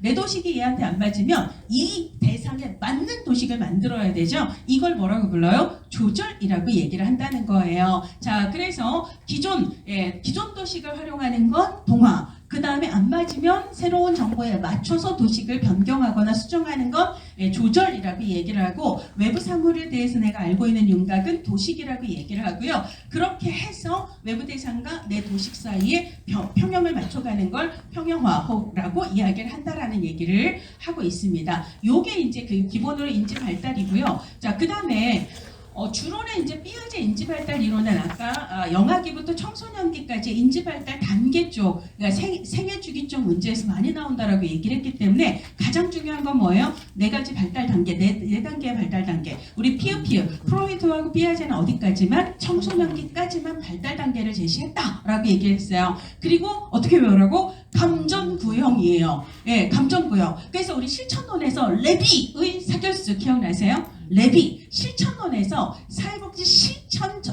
사회복지 전문직의 가치를 레비라고 하는 학자가 사람 우선 가치, 결과 우선 가치, 수단 우선 가치라고 얘기를 한 부분이 있어요. 레비의 사결수가 되는 거죠. 이거랑 연결을 시켜서 태레비를 보고 있는 사형수가 있는 거예요. 사형수가 감옥 안에서 태레비를 보고 있어요. 그러니까 레비가 나오면 사형수를 떠올리세요. 사람 우선, 결과 우선, 수단 우선 가치예요. 근데 그 사람이 사형 집행을 하는데요. 이게 전기의자에 감전하는 거라고 이렇게 연결을 하세요. 그래서 감전구형입니다. 감각운동 전조잡기, 그리고 구체적 조잡기, 그리고 형식적 조작기예요. 근데 청소년기까지 얘기했기 때문에 마지막 형식적 조작기가 청소년기가 되죠. 형식적 조작기가 청소년기고요. 청소년기라서 시험 문제에 주로 나오는 건 추상적 사고입니다. 그래서 형식적 조작기는 주로 인지에서 추상적 사고가 많이 나오는 거고요. 그 다음에 그 앞에 있는 구체적 조작기가 아동기예요. 그래서 제가 꽃기호 암기팁에서는 아동이 서류보호구 있어요. 이렇게 아동이 서류보호구 있어요. 이게 무슨 말이냐면 아동기는 서열화, 그 다음에 분류, 그리고 보존, 서류보구 구체적 주작기예요. 아동기는. 그래서 서류 보고 서열화, 분류, 그리고 보존 이 세 가지가 구체적 주작기의 가장 시험 문제에 많이 나오는 특징입니다. 얘는 아동기에 해당하고요. 그 앞 단계가 감전에서 전조작기인데요. 자, 이때가 바로 유학이거든요. 근데 아까 우리 에릭슨 이론에서 1, 2, 3단계 3단계가 학령 전기 학교 가기 전 이때가 유학이에요. 그때 뭐라고 얘기했냐면 지지지지 학령 전기 주도 죄의식 목적 해서 지지지지 이렇게 얘기했어요. 이게 유학이인데요. 에릭슨에서 이 피아제도 마찬가지예요. 지지지지 어떻게 외워야 돼요? 전조작기고요. 직관적 사고가 강해요. 직관적 사고라는 것은 사물의 여러 가지를 고루 판단하지 않고 하나에 꽂혀서 그것만으로 판단을 합니다. 그러니까 직관적으로 사고를 하면 논리적인 사고를 할 수 있다 없다? 없어요. 논리적인 사고가 발달하지 않는 거고요. 논리적 사고는 언제? 아동기, 구체적 조작기부터 발달을 하게 된다라는 거예요. 자, 그래서 전조작기는 직관적 사고를 하기 때문에 논리적인 사고가 발달하지 않는다. 그 다음에 자아중심성이 강하다. 그래서 타인도 나처럼 생각하고 나처럼 본다라고 생각을 해서 타인의 생각과 나의 생각이 다르다라는 걸 잘 인지를 못한다라는 거예요. 이게 자아중심성이 강하다. 세 번째는 전환적 추론을 한다. 이게 뭐죠? A하고 B하고 서로 상관이 없어요. 근데 A여서 B예요. 이런 식으로 얘기를 해요. 김유경은 착하니까 그러니까 김유경은 이쁘니까 착할 거예요. 이쁜 것과 착한 것은 아무 상관이 없습니다. 근데 이쁘니까 착할 거예요. 우리도 그리고 시험 그쵸 드라마에 일단 이쁘면 얘는 착한 애일 거다. 그리고 대머리에 양복에 어깨 이렇게 있으면 얘 나쁜 놈일 거다. 이런 거 하잖아요. 전환적 추론입니다. 그 사람 생긴 거하고 그 사람이 착한 거는 사실 별개의 문제거든요. 우리는 그런 식으로 사실 서로 별개를 이러니까 이렇다라고 추론을 하게 되는데 이런 걸 전환적 추론이라고 얘기해요. 이런 게 강한 게 유학기 즉 전조작기라는 거예요. 지지지지예요. 유학기는요. 에릭슨은 주도, 죄의식, 목적의식이라고 얘기를 했고 피아제는 자아중심성이 강함, 직관적 사고가 강함, 전환적 추론을 함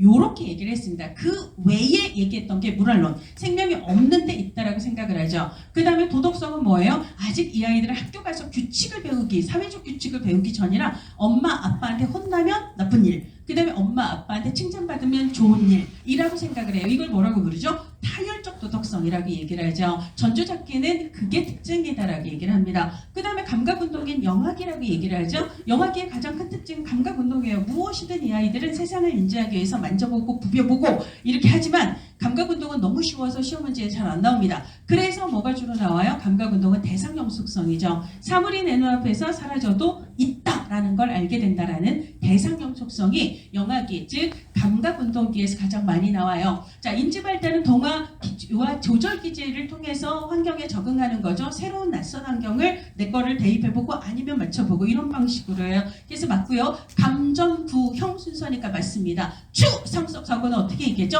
형식적 조작기는 청소년기고 형, 청입니다. 그죠? 형, 청이에요. 그래서 형식적 조작기는 청소년기고 그래서 추상적 사고예요. 그게 주구장창 나와요. 그러면 바로 아웃이 되는 거죠. 구체적 조작기가 아니에요. 그렇죠? 그러니까 이런 문제도 여러분들이 쓸데없이 4, 5번을 읽을 필요가 없어요. 바로 3번 체크하고 어머 쉽네! 라고 왜냐하면 어렵게 느껴지는 지문을 읽으면 읽을수록 그 다음 문제에서 여러분들이 쫄아요. 확실히 아는 문제에서 멈추고 그 다음에 가야 어이 풀만하네 이렇게 생각을 합니다. 자, 그래서 4번, 5번도 다 맞는 얘기고요. 자, 그 다음에 이런 식으로 보통 각 단계의 특징에 대해서 이야기를 하는데요. 자, 일단 아까 이제 전조작기 발달 특징으로 옳지않은 것 이렇게 얘기를 했는데 이것도 다 알지 않아도 돼요. 아까 서류 보고 이거 뭐죠? 아동이 서류 보고예요.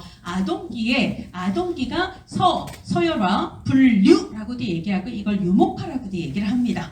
그 다음에 보존이고요. 그리고 얘가 구체적 조작기거든요. 자, 그러면 유목화는 어디 나와 있어요? 5번에 유목화 있잖아요. 이게 유목화가 분류하고 똑같은 거예요. 근데 다중이라는 건 막 여러 가지 기준으로 분류를 한다는 거예요. 키 크고, 예를 들어 빨간색 네모, 그냥 빨간색 이렇게만 하면 심플하죠. 근데 빨간색 네모 하면 형태와 색깔까지를 다 고려해서 그렇게 구분을 한다라는 거거든요. 이게 분류를 얘기합니다. 분류와 유형은 같은 얘기예요. 그러면 전조잡기에 해당하는 걸 물어보고 있는데 1, 2, 3, 4가 전조잡기인지 아닌지보다 여러분들이 아까 기본적으로 외운 거 있잖아요. 석, 류, 보, 구 해서 이건 구체적 조잡기다 라는 것만 알아도 5번을 바로 찍고 넘어가시면 되는 겁니다.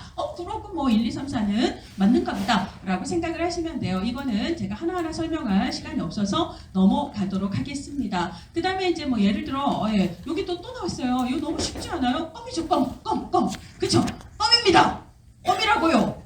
형식적 조작기는 청소년기는 추상적 사고, 옳지 않은 걸 고르라고 했는데 구체적 조작기에 추상적 사고라고 얘기하면 나머지를 알고 모르고가 상관없어요. 제가 얘기했듯이 청소년기 형식적 조작기는 추상적 사고가 주구장창 나온다라고 얘기를 했습니다. 주구장창 나오는 애가 정답으로든 오답으로든 많이 활용이 되기 때문에 걔를 중심으로 답을 찾고 안 읽어도 되는 나머지를 읽는데 힘 빼지 마시라는 거예요. 자, 그렇습니다. 그 다음에 뭐 이것도 그쵸?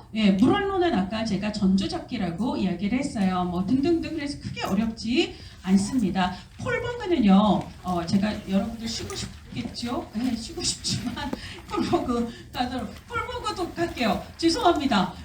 그래서 우리가 이제 한 30분 더 잡아먹는다고 생각을 할게요. 자, 일단 폴버그는 도덕적 발달을 인습 전인습, 인습 후인습 해서 전인습, 인습, 후인습 이렇게 세 가지로 나누게 돼요. 그럼 여러분들은 콜버그 도덕성에서 가장 중요한 건 인습이 뭔가를 아는 거예요. 인습은 뭐냐면 사회적 기준이에요. 사회적 기준. 그래서 여러분들이 태어날 때부터 읽었던 동화책, 소설, 드라마, 영화 모두 다 핵심 주제는 권선징악이에요. 무엇이 나쁘고 무엇이 옳은가를 얘기하죠. 그래서 우리는 사랑과 그 다음에 헌신과 용기와 배려가 좋은 것이라는 걸, 탐욕과 살인과 그 다음에 이런 사기 이런 게 나쁜 거라는 걸 다 알잖아요. 그러니까 그런 사회적으로 나쁜 건 하지 말자. 그리고 사회적으로 대체로 사람들이 좋아하는 걸 하자라고 생각하는 걸 사회적인 기준 인습이라고 얘기를 합니다. 근데 이제 그 중에서도 이걸 이제 인습에서도 우리가 이제 1, 2, 3, 4, 5, 6에서 3, 4가 있는데 이게 3수준이 되는 거고 4는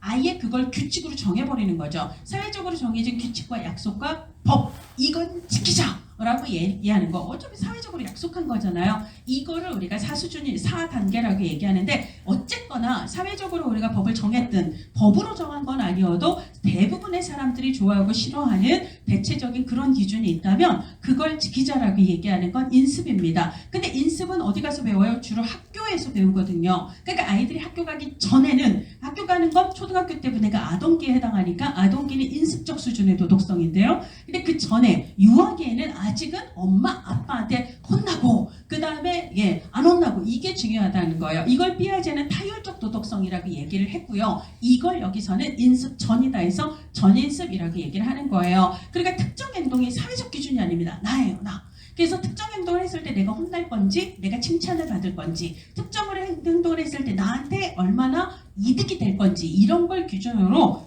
도덕을 따진다. 득이 되면 좋고 득이 안 되면 나쁘고 이런 것들 있잖아요. 혼나면 나쁘고 칭찬받으면 좋고 이런 수준을 전인습이라고 얘기를 해요. 하나도 어렵지 않습니다. 그렇게 진지하게 생각하지 마세요. 지금 우리는 되게 쉬운 얘기를 하고 있는 거예요. 그렇죠? 되게 어려운 척 둔갑해서 말하는. 자, 그 다음에 후인습은 뭐예요? 후인습은 사회적 기준을 넘어서서 보편적인 인류의 양심과 윤리 원칙을 따르자. 이게 무슨 말이냐면 일제 치하에서 말이에요. 그 사회의 규칙. 이게 일본이 우리나라한테 이래라! 창씨개명 해라! 이러고 잘 따르는 사람들. 되게 도덕적인가요? 그렇지 않다라는 거예요. 사회가 규정하고 있는 규칙이 언제나 옳은 건 아니다. 그 사회의 규칙과 법이 보편적, 인류 보편의 존엄과 자유와 사회 정의라는 가치에 위배가 된다면 그건 민주적으로 다시 수정을 해야지 라고 얘기를 해요. 그러니까 무조건 법이라고 다 따르는 게 능사가 아니다 라고. 그거보다 중요한 건, 특정 사회의 약속보다 더 중요한 건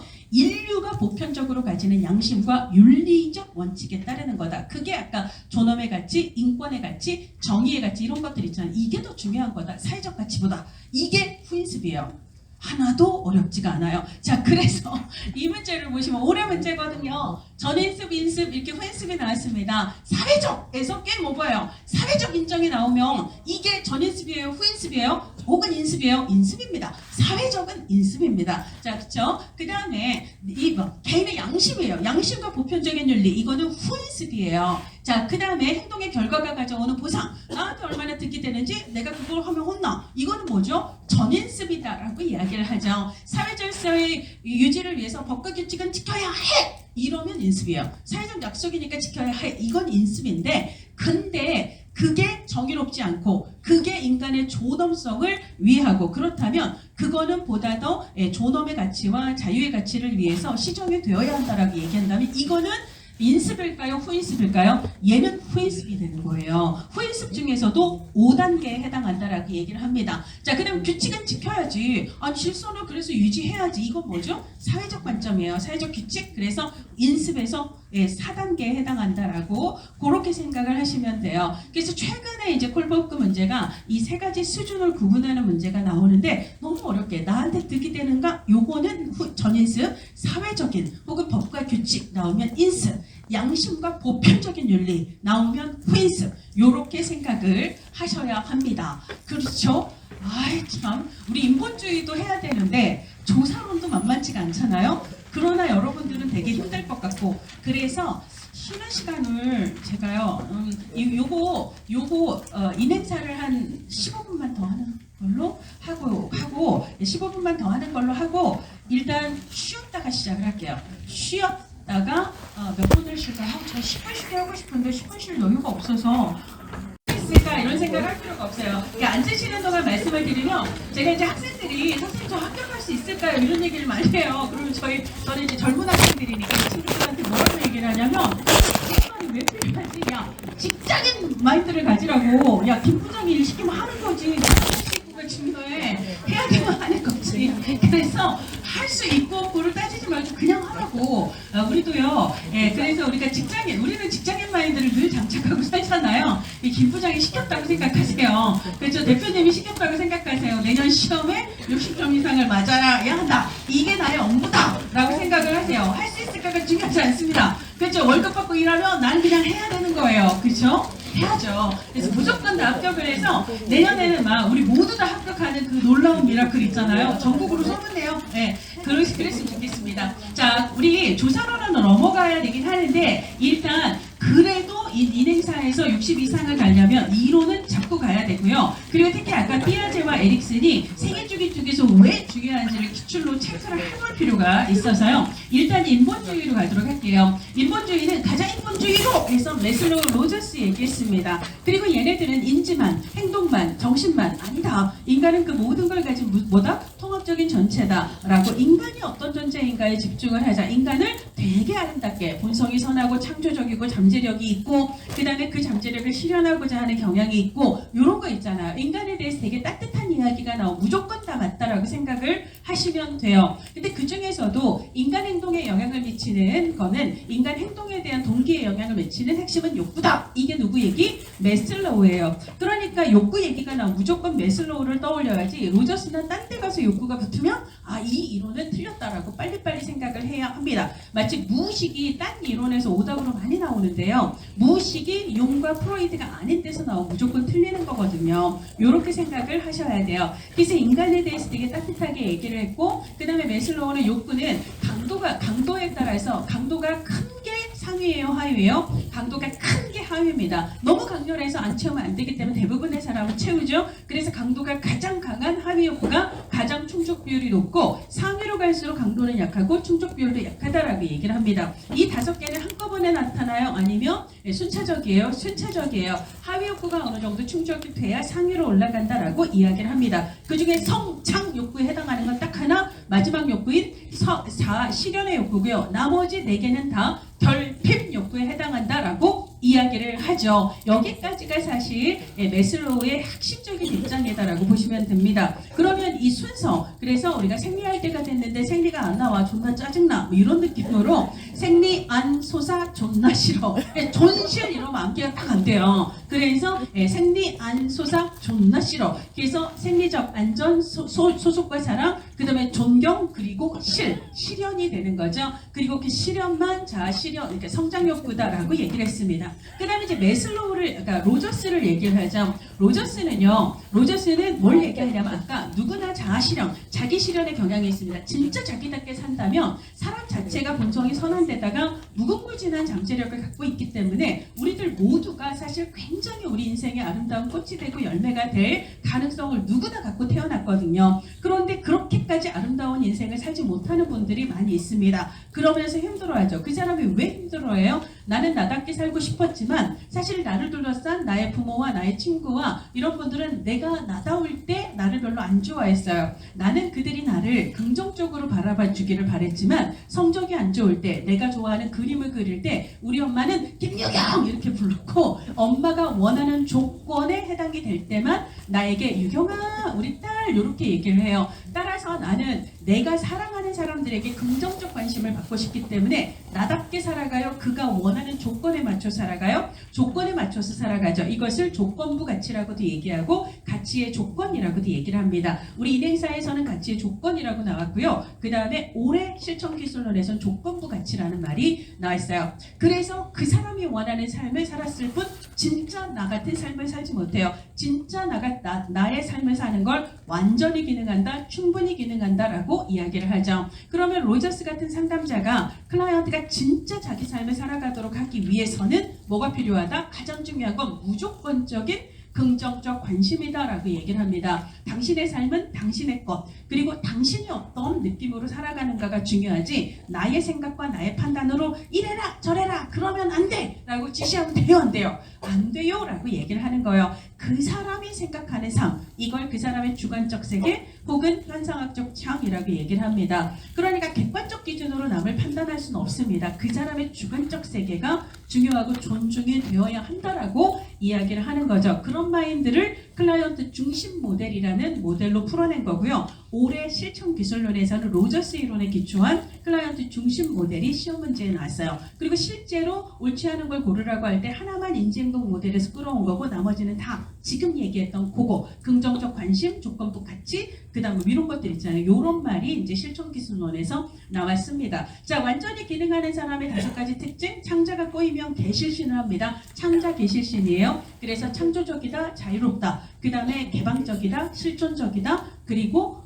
신뢰한다. 누구를? 타인이 아니라 자기 자신을 신뢰한다. 이런 얘기가 있어요. 그래서 이게 지금 너무 휘리릭 지나가기 때문에 약간 멍한 표정들이신데요. 우리가 공부했던 내용들이거든요. 그래서 그런 내용들이 다시 책을 봐도 좀 생각이 나기를 바랍니다. 매슬로우에 대해서 옳지 않은 것은 선하다. 그리고 5가지 욕구는 동시에 일어나는 게 아니라 순차적이다. 미개서열이 나으쯤 하위 욕구가 더 강하다, 강하지 않다. 더 강하다라고 얘기했어요. 그래서 개부터 채운다라고 얘기를 했습니다. 자, 연령에 따른 단계를 얘기한 건 아니에요. 연령에 따른 단계는요. 아까 얘기했던 피피읍, 이응이응에서 프로이드와 피아제 그리고 에릭슨과 융 요 정도를 생각을 하셔야 되고 얘는 욕구가 단계적으로 진행을 한다. 얘가 먼저 차면 그거, 그 다음에 이거 이런 식으로 얘기한 거지 이게 무슨 연령에 따라서라고 이야기한 건 아닙니다. 자, 그 다음에 창조성에는 누구나에게 있다 라고 얘기해요. 잠재력도 누구나에게 있다라고 얘기를 합니다. 자, 그래서 이제 올해 나왔던 시험 문제를 보시면은요 51번 매슬로우 이론에 관한 설명으로 오는 것은 무식 누구죠? 융 프로이트예요. 자, 그 다음에 선하다. 그러면 여러분들이 이번에 체크하고 넘어가야 되죠. 아까 나왔던 거 또 나온 거잖아요. 그죠? 이거는 매슬로우든 로저스든 둘 다 맞는 거예요. 그러니까 우리는 3, 4, 5를 안 읽어도 돼요. 담대하게 그 다음 문제로 넘어가시면 됩니다. 환경결정론은 누구라고요? 아까 결정론은 프로이트와 스키너 정도를 떠올리면 되고요. 근데 프로이트는 정신결정론, 그 다음에 스키너는 환경결정론 이렇게 얘기를 해요. 자, 그 다음에 열등감은 누구? 아들! 걔 열등해! 에서 아들러 개인심리이론 열등감 그렇게 알아두셔야 되고 모방, 모델링, 대리학습, 대리적 조건화, 관찰학습 다 누구 거예요? 반두라의 대리적 학습, 사회학습 이론의 핵심 키워드입니다. 그러니까 결국은 키워드 게임 시행이에요. 그 다음에 로저스 이론을 보시면은요, 로저스 이론 아까 제가 54번 같은 거 완전히 기능가는 사람 요거 암기로 끝내시면 돼요. 창자 개실신입니다. 창조적이다, 자유롭다. 54번. 그 다음에 개방적이다, 실존적이다, 신뢰한다라고 얘기를 했습니다. 그럼 창조, 개방, 실존, 자유 나왔으니까 다 맞다라고 생각을 하셔야 되죠. 창자 개실신 그렇게만 알아두시면 되겠고요. 그 다음에 이제 25번 문제로, 그러니까 58번 문제로 가시면 로저스 이론에 관한 설명을 옳지 않은 것은 잠재력, 창조성 둘 다 강조한다라고 얘기를 했고요. 욕구 발달 단계 나왔는데요. 욕구 발달, 욕구는 누구 거? 욕구는 메슬로우 거예요. 그 로저스 거에서 욕구 나오는 그건 틀리는 겁니다. 자아실현 경향성은 메슬로우 로저스 공통이고요. 주관적 경험, 그 사람이 어떻게 생각하는가 중요한 거예요. 자, 그 다음에 인간은 통합적이다. 그러니까 인지 따로 행동 따로 이게 아니라는 건 메슬로우 로저스 공통의 인본주의의 시각입니다. 그래서 59번처럼 인본주의의 개념을 모두 골라라 그러면 메슬로우 로저스에 해당하는 걸 다 골라야 되고요. 생리, 안, 소사, 존, 실 이렇게 얘기했을 때 소사는 소속과 사랑인데 애정이라고 얘기해도 돼요. 그 다음에 실현입니다. 그러니까 기억하고 디귿은 메슬로우의 욕구 개념이고요. 무조건적인 긍정적 관심 로저스가 가장 강조한 개념이에요. 근데 개 열등의 이거는 아까 아들러의 얘기죠. 개인 심리 이론에 해당하기 때문에 리을을 빼고 나머지를 보셔야 되는 거죠. 이렇게 해서 우리가 11명의 이론가들을 쭈루룩 살펴봤어요. 어렵다, 어렵지 않다? 어렵지 않아요. 어렵지 않아요. 그렇죠? 직장인 마인드입니다. 하면 해야죠. 까면 까야죠. 내일까지 뭐 프로포절 쓰라고 하면 해야죠. 밤새라도. 아니, 합니다. 할 수 있습니다. 그리고 진짜 힘들면 이순신 장군님을 떠올리세요. 신에게는 아직 12척의 백이 있습니다. 우리는 뭐 10일 이상의 시간이 남았잖아요. 할 수 있어요. 문제가 때로 몰려와도 할 수 있습니다. 일단 생태체계 관점은요. 좀 넘어가도록 할게요. 왜냐하면 이게 실천론에서도 나오거든요. 그래서 넘어가지만 이거 넘어가지 말고 여기서 합시다. 자, 일단 요거 69번부터예요. 아이고 할 게 너무 많은데 자, 일단 생태는 뭘 강조한다? 환경을 강조해요. 그러니까 생태가 나오면 우리 인간을 환경 속에서 보겠다. 그래서 시험 문제가 얘가 환경 속의 인간 관점 이렇게도 나오기도 해요. 환경 속의 인간 관점이나 생태학 관점이나 생태체계 관점이나 그냥 다 똑같다. 환경 속에서. 그래서 인간과 환경을 뗄래야 뗄 수 없는 관계로 보겠다. 그리고 서로 뭐한다? 상호작용하는 거예요. 우리가 상호작용한다라는 건 단선적인 관계예요. 순환적인 관계예요. 너도 나한테 영향을 주지만 나도 너한테 영향을 주지. 이거 서로 영향을 주는 걸 순환적 인과성이라고 이야기를 하죠. 그래서 우리가 생태체계 관점에서 상호작용을 강조한다라는 걸 순환적 인과성, 서로 영향을 준다라는 말로 그렇게 보통 표현을 하기도 합니다. 그래서 이제 사회체계 이론에 대한 여러 가지 이야기가 있는데 자, 그 중에서 이제 시험 문제 많이 나오는 게 이 개념들이죠. 그럼 여러분들 여기에 글자가 쫙 있어요. 공부한 사람들 눈에 보이는 글자가 있어요. 그래서 그 글자를 우리가 한번 읽어볼게요. 체계라고 하는 것은 체계를 구성하는 부분들이 서로 긴밀하게 상호 연결되어 있는 전체를 체계라고 얘기를 합니다. 그러면 어디까지가 우리 체계고 체계가 아닌지를 구분해주는 테두리를 두 글자로 경계라고 얘기를 하고요. 경계의 속성에 따라서 외부랑 상호작용을 많이 할 수도 있고 이걸 개방체계 안 할 수도 있고 이걸 폐쇄체계라고 이야기를 합니다. 자, 그리고 어떤 체계는요 더 큰 체계에 속해서 영향을 받기도 하고 그 체계 안에 또 하위 체계를 두기도 해요. 이걸 뭐라고 하죠? 전체의 부분이자 또 다른 부분의 전체이기도 하다. 이걸 두 글자로 홀론이라고 이야기를 합니다. 체계는 서로 연결이 되어 있기 때문에 어느 한 부분이 변하면 나머지도 변해요. 이걸 뭐라고 부르죠? 상호성 혹은 호혜성이라고 얘기를 합니다. 최근 시험 문제에서는 조직의 리더 하나만 바뀌어도 그렇죠? 기관장 하나만 바뀌어도 너무 많이 달라져요. 이걸 설명할 수 있는 거는 체계 속성은 상호성이다 혹은 호혜성이다 이렇게 얘기를 합니다. 자, 그 다음에 또 이게 많이 나오는 게요. 예를 들자면 우리 집에 쓰레기가 가득 차요. 계속 가득 차요. 이거를 뭐라고 얘기해요? 이거를 우리 집에 쓰레기가 계속 차요. 안 버려. 계속 차. 이거 뭐죠? 엔트로피라고 얘기를 합니다. 무용한 에너지가 그죠? 무질서와 혼란이 증가하는 걸 요걸 엔트로피라고 얘기해요. 무슨 체계의 특성? 폐쇄 체계의 특성이에요. 문을 열어서 얘를 밖으로 버려요. 개방체계입니다. 그래서 우리 집 쓰레기가 줄어요. 무질서 혼란이 줄어요. 이거 무용한 에너지가 줄어요. 이걸 역엔트로피, 엔트로피를 줄였다라는 얘기예요. 그래서 환경과의 상호작용을 통해 우리가 할 수 있는 새로운 에너지들이 커가요. 유용한 에너지가 더 증가하는 거. 그 방에서 할 수 있는 일들이 많아져요. 이걸 뭐라고 부른다? 시너지라고 이야기를 합니다. 그래서 저와 여러분들이 만난 거 개방체계예요. 혼자 끙끙 앓다가 폐쇄체계입니다.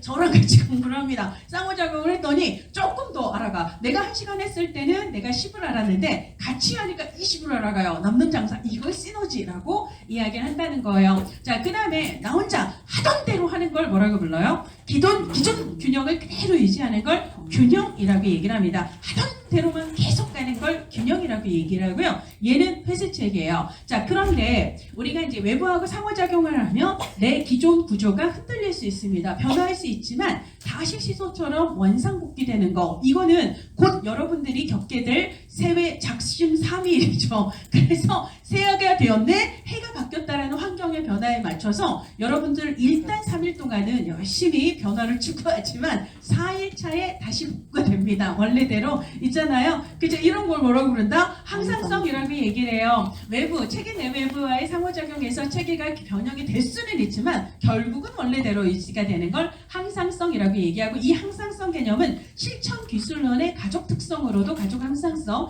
단독 문제가 좀 나옵니다. 자, 그러고요. 그 다음에 기본으로 환경은 계속 변하잖아요. 그러니까 여러분들은 끊임없이 나를 둘러싼 환경이 어떻게 변화하고 있는지를 계속 신경을 써야 돼요. 예를 들자면 매일 아침에 일어났을 때 오늘 날씨 체크합니다. 오늘은 비가 온대요. 우산을 챙겨 나갈 거고요. 오늘은 되게 춥대요. 그러면 좀 따뜻하게 입고 나갈 겁니다. 오늘은 미세먼지가 많대요. 그럼 마스크를 써야 해요. 이거 뭐죠? 안정상태라고 얘기해요. 끊임없이 자신을 둘러싼 환경의 변화에 맞춰서 그 환경에 맞는 새로운 구조를 창출해가는 거 있죠. 그래서 변화하는 환경에 가장 적절히 균형을 유지할 수 있는 역동적으로, 그럼 끊임없이 나는 나를 둘러싼 환경이 어떻게 변해가고 있는가에 에너지를 계속 써야 되는 거. 이것을 우리는 안정상태라고 이야기를 합니다. 어렵지 않아요. 그렇죠? 다 알고 있는 내용이에요. 그 다음에 우리가 체계가 외부와 상호작용하는 거, 외부에서 들어오는 건 투입이라고 얘기를 하고요. 외부로 나가는 건 산출이라고 얘기를 하는데, 내가 빵을 먹으면 빵이 똥으로 나와요? 아니에요. 뭐죠? 전환의 과정을 거치게 되죠.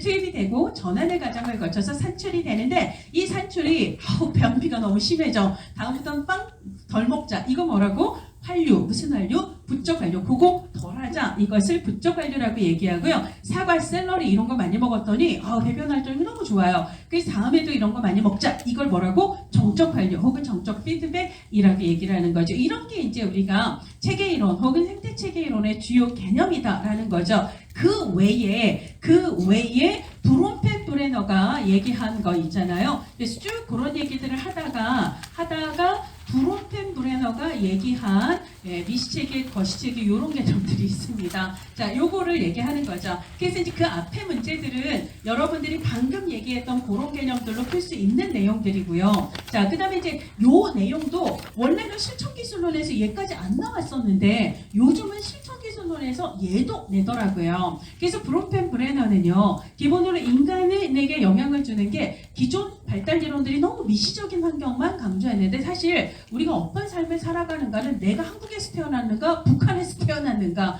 우리를 길러던 거시적인 환경이 어디였는가가 사실 우리 엄마 아빠가 어떤 사람이었는가보다 훨씬 더 중요하다. 그래서 너무 지나치게 미시적인 환경 속에서만 인간을 이해해서는 안 된다 해서 인간을 이해하는 환경의 폭을 5가지로 이야기를 하죠. 그 사람이 지금 현재 속해서 상호작용을 하는 면대면 영향을 주고받는 건 미시체계라고 얘기해요. 미시체계는 내가 속한 친구, 내가 속한 반, 내가 다니는 학교, 내가 다니는 학원, 우리 가족이 되는 거죠. 자, 근데 내가 한 시점에서 가족에도 속하지만 이 학교도 다니고 이 학원도 다니잖아요. 근데 이 학원 선생님이 어머니 학원비가 3개월 밀렸어요. 이렇게 연락을 하기도 하죠. 그래서 나를 둘러싼 서로 다른 미시체계가 서로 상호작용하는 이런 영역이 있다 없다? 있어요. 미시와 미시 사이의 중간이다 해서 이걸 뭐라고 부른다? 중간체계라고 얘기를 한다라는 거예요. 그래서 예를 들어 내가 결혼을 했는데 우리 언니네 집, 그 다음에 우리 막내 동생이 서로 막 싸워. 중간에서 내가 좀 힘들잖아요. 그럼 나의 언니도 미시체계고 나의 동생도 미시체계예요. 근데 이들 사이의 관계가 좋네 안 좋네는 이건 중간체계에 해당한다라고 볼 수가 있습니다. 그 다음에 내가 직접 속한 건 아니에요. 직접의 반대말은 간접이죠. 내가 속한 미시체계를 둘러싸고 있어서 내 미시체계에 영향을 주는 방식으로 나에게 간접적인 영향을 주는 걸 외체계라고 얘기를 합니다. 우리 엄마가 다니는 회사, 내가 다니지는 않지만 우리 엄마, 즉 미시체계를 둘러싸고 있어요. 그래서 우리 엄마 회사 사정이 안 좋아지면 이건 우리 가족에 영향을 미치는 방식으로 나에게 영향을 주죠. 우리 엄마의 회사는 뭐다? 외체계예요. 내가 다니는 학교는 미시체계예요. 근데 우리 학교가 속한 교육청은 뭐죠? 얘는 교육청 방침이 달라졌어요. 그럼 학교를 통해 나에게 영향을 미치게 되는 거잖아요. 그렇잖아요. 그러니까 요거는 뭐다? 외체계다라고 얘기를 하고요. 국가, 문화 이런 것들 있죠. 제도 이런 걸 거시체계라고 이야기를 하지요. 그래서 문화는 거시체계다. 이걸 알고 계셔야 되고요. 그 다음에 시간은 변화. 이거 있잖아. 시간의 변화. 그 다음에 무슨 시대 이런 게 나오면 이것은 시간체계다라고 알아두셔야 됩니다. 그래서 이게 인행사에서도 많이 나오고 그 다음에 저쪽 그 실천기술론에서도 많이 나와요. 자, 그래서 올해 나왔던 거 보시면 개인에게 영향을 주는 정부 나왔습니다. 법, 제도 나오면 이건 뭐예요? 정부. 그 다음에 뭐 문화 나왔어요. 이건 다 거시체계가 되는 거죠. 자, 그 다음에 브론펜브레너의 중간체계를 얘기하고 있습니다. 중간체계는 아까 뭐라고 얘기했어요? 한 사람의 미시와 미시의 연결이에요. 그러면 예를 들어 부모, 나의 미시체계입니다. 그 다음에 우리 학급 혹은 우리 선생님, 이거는 나의 미시체계인데요. 이들 사이의 관계는 중간체계예요. 우리 언니, 내 동생 다 미시체계지만 이들 사이의 관계 중간체계다라고 얘기를 했습니다. 근데 내가 속한 가족, 내가 속한 친구, 그 다음에 내가 다니는 교회 이런 것들은 다 미시체계라고 이야기를 하는 거고요. 신념, 태도, 전통 이런 걸 주로 문화라고 얘기를 하고 문화는 거시체계에 해당합니다. 그 다음에 학교위원회인데요. 내가 다니는 학교는 미시체계예요. 근데 학교를 둘러싼 학교에 영향을 미치는 위원회는 외체계가 되는 거고요. 그 다음에 시대 나오면 얘는 시간체계다라고 생각해야 됩니다. 하나도 어렵잖아요. 자, 그 다음에 인간이 가장 밀접하게 상호작용하는 건 미시체계라고 얘기를 했고요. 전생의 변화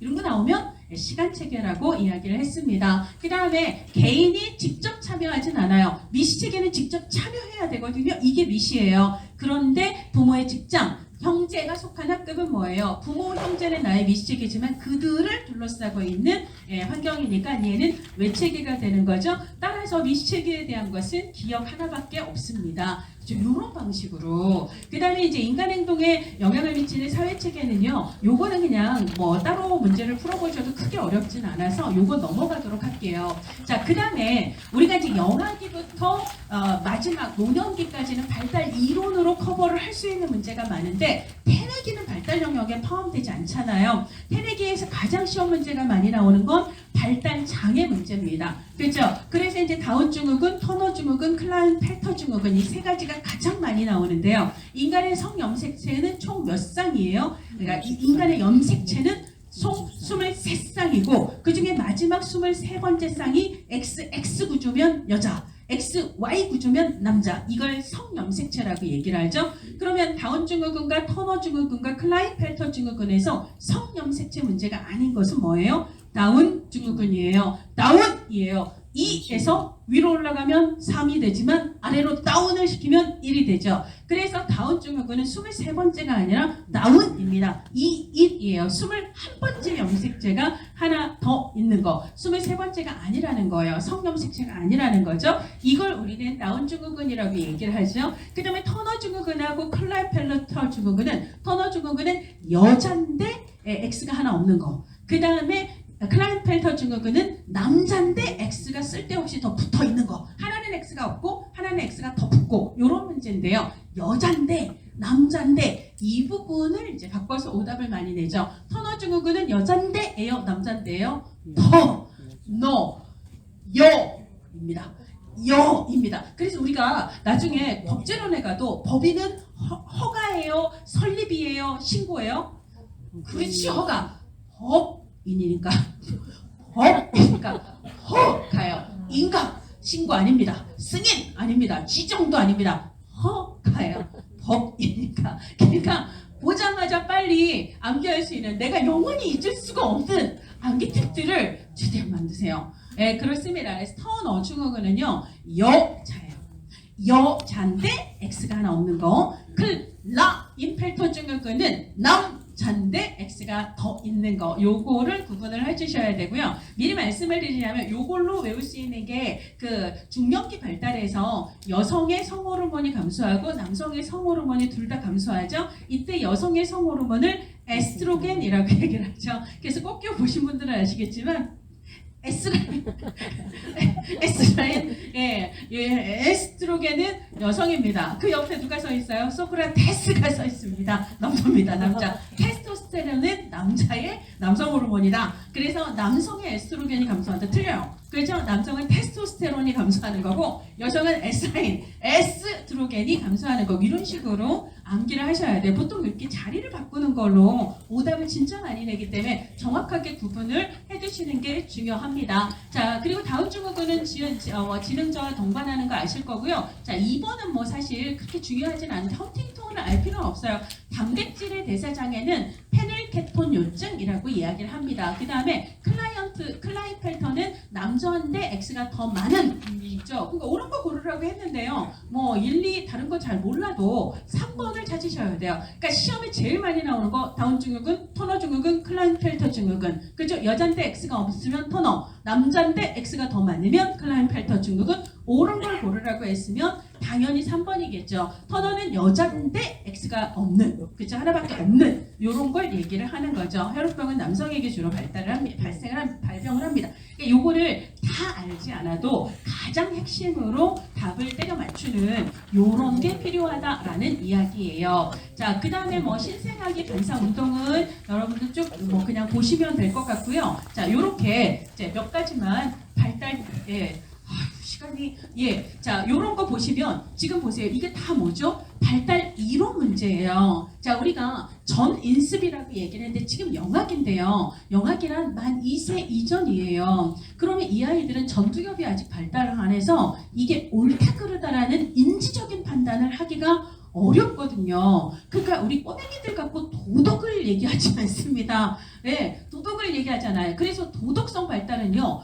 프로이트도 초자아 발달은 3세, 6세라고 얘기를 한 거고 그 다음에 삐아제도 전조잡기가 타율적 도덕성이라고 얘기한 거지 감각운동기의 도덕성을 얘기하지 않아요. 그렇죠? 그 다음에 콜버그도 유아기가 전조잡기지 전인습이지 어떤 사람도 꼬맹이들 있잖아요. 2살 미만 아이들을 갖고 야! 이게 옳은데 그런데 그 또 생각을 못해라고 얘기하지 않습니다. 자, 그래서 도덕성은요 영악에서는 무조건 틀린다. 전인습은요 유아기에 해당하는 거예요. 자, 그 다음에 신뢰가 가장 중요하다라고 얘기를 했기 때문에 이건 2번이 맞는 걸 아실 겁니다. 그 다음에 아동이 서류 보고 있어요. 아동기라고 얘기를 해야 되고요. 버세브라는 아까 프로이드가 남근기가 바로 유아기예요. 그래서 오이디푸스 컴플렉스, 그래서 아빠가 내 거 잘라버릴까봐, 그래서 아빠를 동일시하다, 그래서 초자아가 발달해. 그거 유아기입니다. 자, 그 다음에 생활양식이라는 말 자체가 아들러의 얘기입니다. 그렇죠? 아들러는 어린 시절 가정에서의 생활양식, 그러니까 사회적 관심, 생활양식이 주로 이제 가정에 영향을 받는다라고 얘기를 하는데 영아기가 아니라 주로 유아기에 대해서 얘기를 했습니다. 자, 그 다음에 100번처럼 영아기 문제에서 가장 시험 문제 많이 나온 거 이 애착관계 형성이에요. 양육자와의 애착관계 형성은 사실 역대 우리 모든 시험 중에 가장 많이 나온 단어예요. 그래서 영아기는 애착, 이게 가장 시험 문제에 많이 나왔다라고 보시면 됩니다. 그러니까 100번은 당연히 1번이 되는 거고요. 그 다음에 서류보구에서 서유 나왔어요. 이거 아동기라는 거예요. 아동이 서류보구 이렇게 얘기를 해야 되고요. 오이디푸스 컴플렉스는 남근기 프로이트 거, 그럼 유아기라는 걸 알아야 합니다. 왜냐하면 우리가 구함남자쌤이잖아요. 30기가 청소년기, 잠복기가 아동기면 그 앞에 남근기는 유아기지. 그 다음 상징적 사고자가 발달하는 시기는요 유아기예요. 유아기는 뭐가 발달한다? 언어가 가장 발달한다. 그래서 제가 첫 번째에 발달 그 특징에서 최적의 발달 혹은 발달 시기 결정적 시기 얘기하면서 언어의 결정적 시기는 유아기다라고 얘기했죠. 언어가 발달하면서 이 친구들은 상징적 사고 능력이 발달해요. 이 친구가 언어가 발달하지 않으면 사과 먹고 싶을 때 예를 들어 엄마한테 사과 먹고 싶을 때 어떻게 해야 돼요? 예, 엄마입니다. 안아달라는 거죠. 엄마 안아줍니다. 냉장고로 가달라는 거죠. 그래서 갑니다. 그러면 열어달라는 거죠. 그럼 스캔을 쫙 해서 저쪽에 사과가 보이면 이렇게 얘기해요. 그래야 엄마는 알아요. 얘가 사과 먹고 싶다는 거. 언어가 발달하면 그런 거 다 필요 없어요. 엄마 사과라고 얘기하면 깔끔하게 끝나요. 상징적 사고라는 것은 뭐냐면 사물이 내 눈앞에 없어도 내 머릿속에 있는 걸 당신의 머릿속에 던질 수 있는 능력을 얘기해요.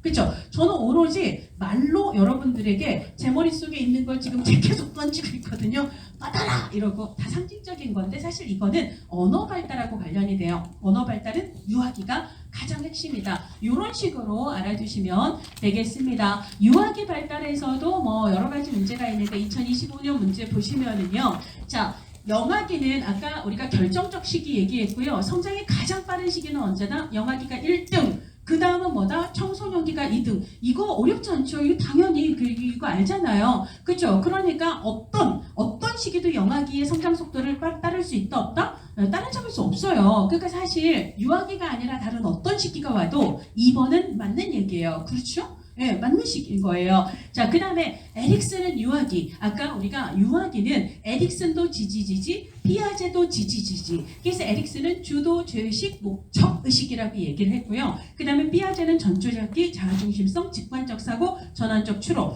플러스 모랄론, 그리고 플러스 타율적 도덕성 요렇게 얘기를 했거든요. 자, 그럼 주도, 죄의식, 죄책감 똑같은 얘기입니다. 계속 나오지만 프로이드는 이 시기를 부업남자 습에서 생식기는 청소년기, 그 다음에 잠복기는 아동기, 그 앞에 있는 남근기가 유아기다라고 얘기했고요. 유아기의 가장 핵심 오디피스 컴플렉스, 거세불안, 그 다음에 초자아 발달, 그렇죠? 이런 얘기 했었잖아요. 유아기에 해당하는 거죠. 그리고 유아기의 아이들은 아직 학교 다니기 전입니다. 엄마한테 혼나면 나쁜 거고 칭찬받으면 좋은 거고 이걸 우리가 자율이라고 얘기해요. 타율이라고 얘기해요.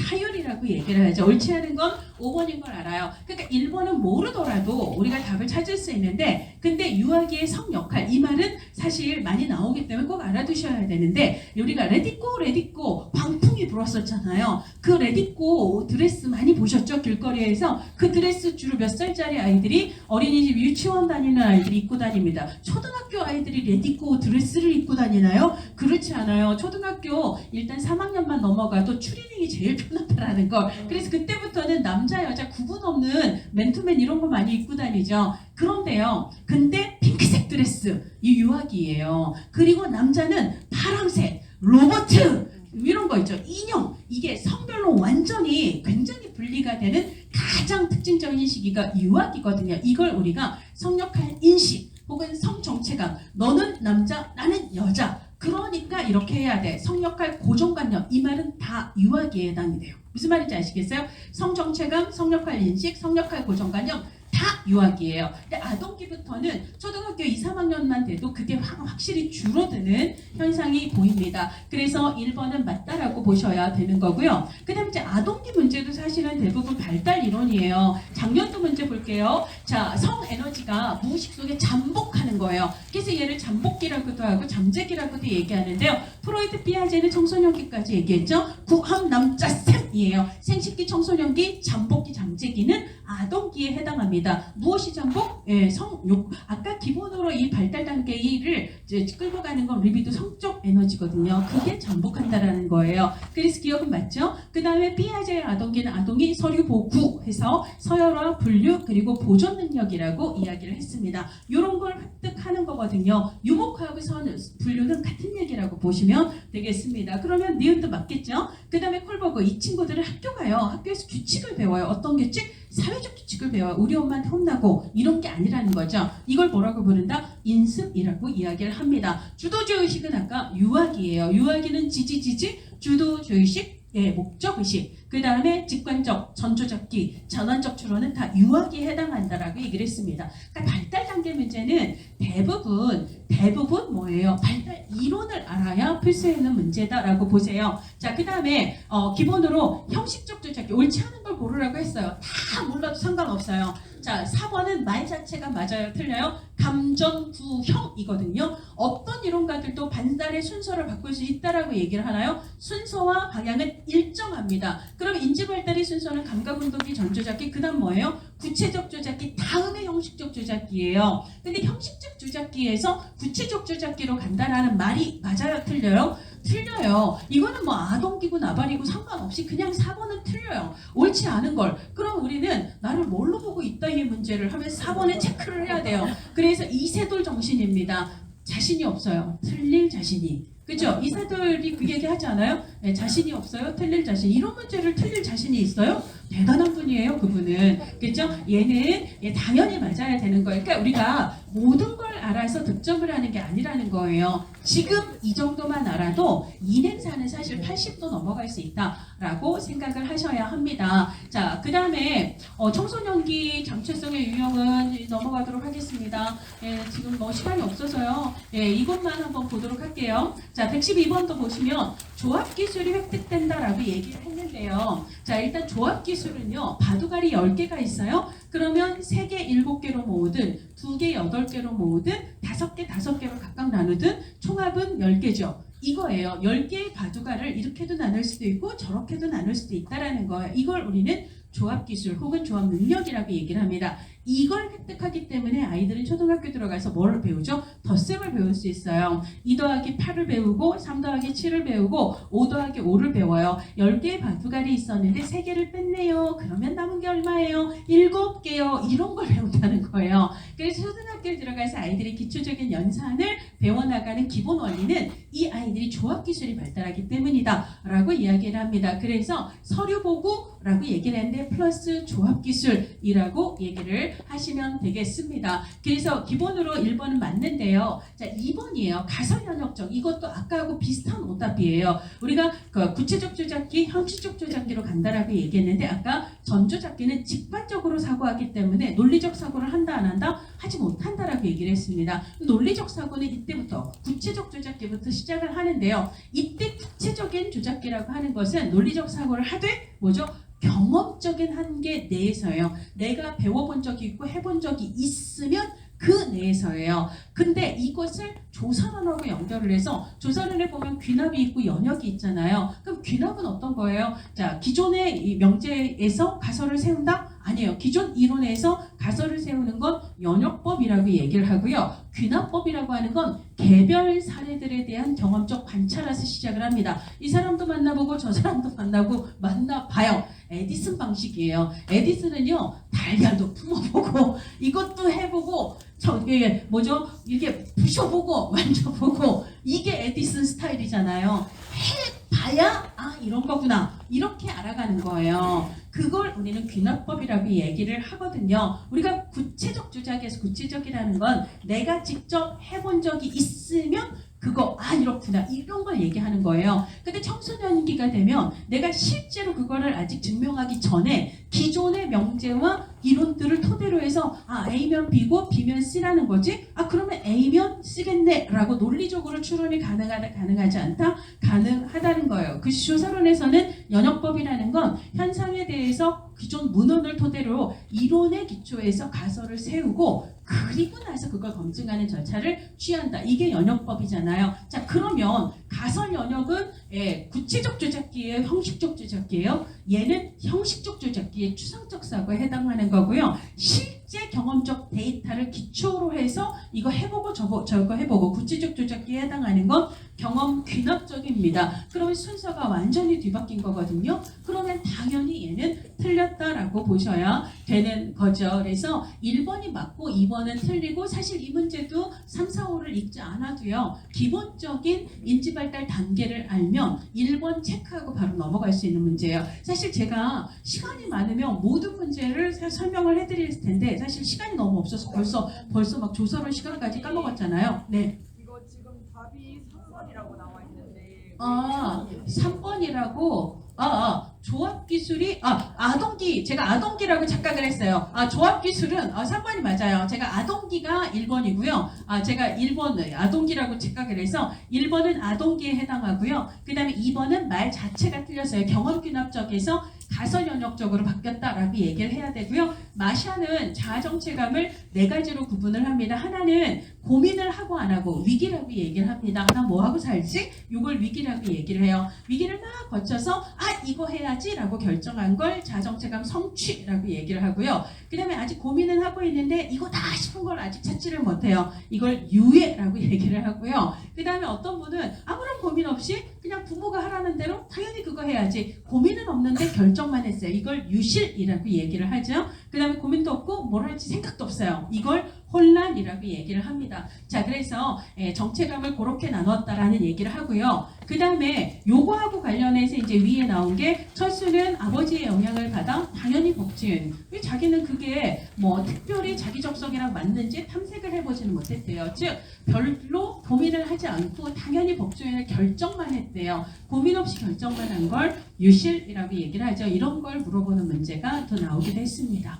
그래서 뭐 뒤에 다른 문제들도 풀어보면 좋겠지만 뭐 다른 문제들도 쭉 보시면은 이제 이거라는 거예요. 자아통합은 노년기 키워드고 전환적 추론은 지지지지 유년기 키워드고 아동이 서류 보고 해서 구체적 조작기는 아동기 키워드고 그 다음에 친구 사랑 뭐라고 했죠? 우리 청년기는 사랑이 중요해요. 그렇죠. 114페이지 4번. 그래서 친구 사랑 이게 아까 청년기로 우리가 에릭슨에서 외웠던 거거든요. 그러니까 결국은 생애주기 쪽 문제는 답을 찾는 핵심은 이론이다라는 거예요. 그래서 무조건 이론을 확실하게 알아둬야 인행사는 고득점이 가능한 거다. 생애주기 문제도 결국은 대부분은 다 이론 문제다. 라고 생각을 해주셔야 합니다. 자, 일단 여기까지 인행사를 하고, 죄송합니다. 그 다음에 이제 조사론을 넘어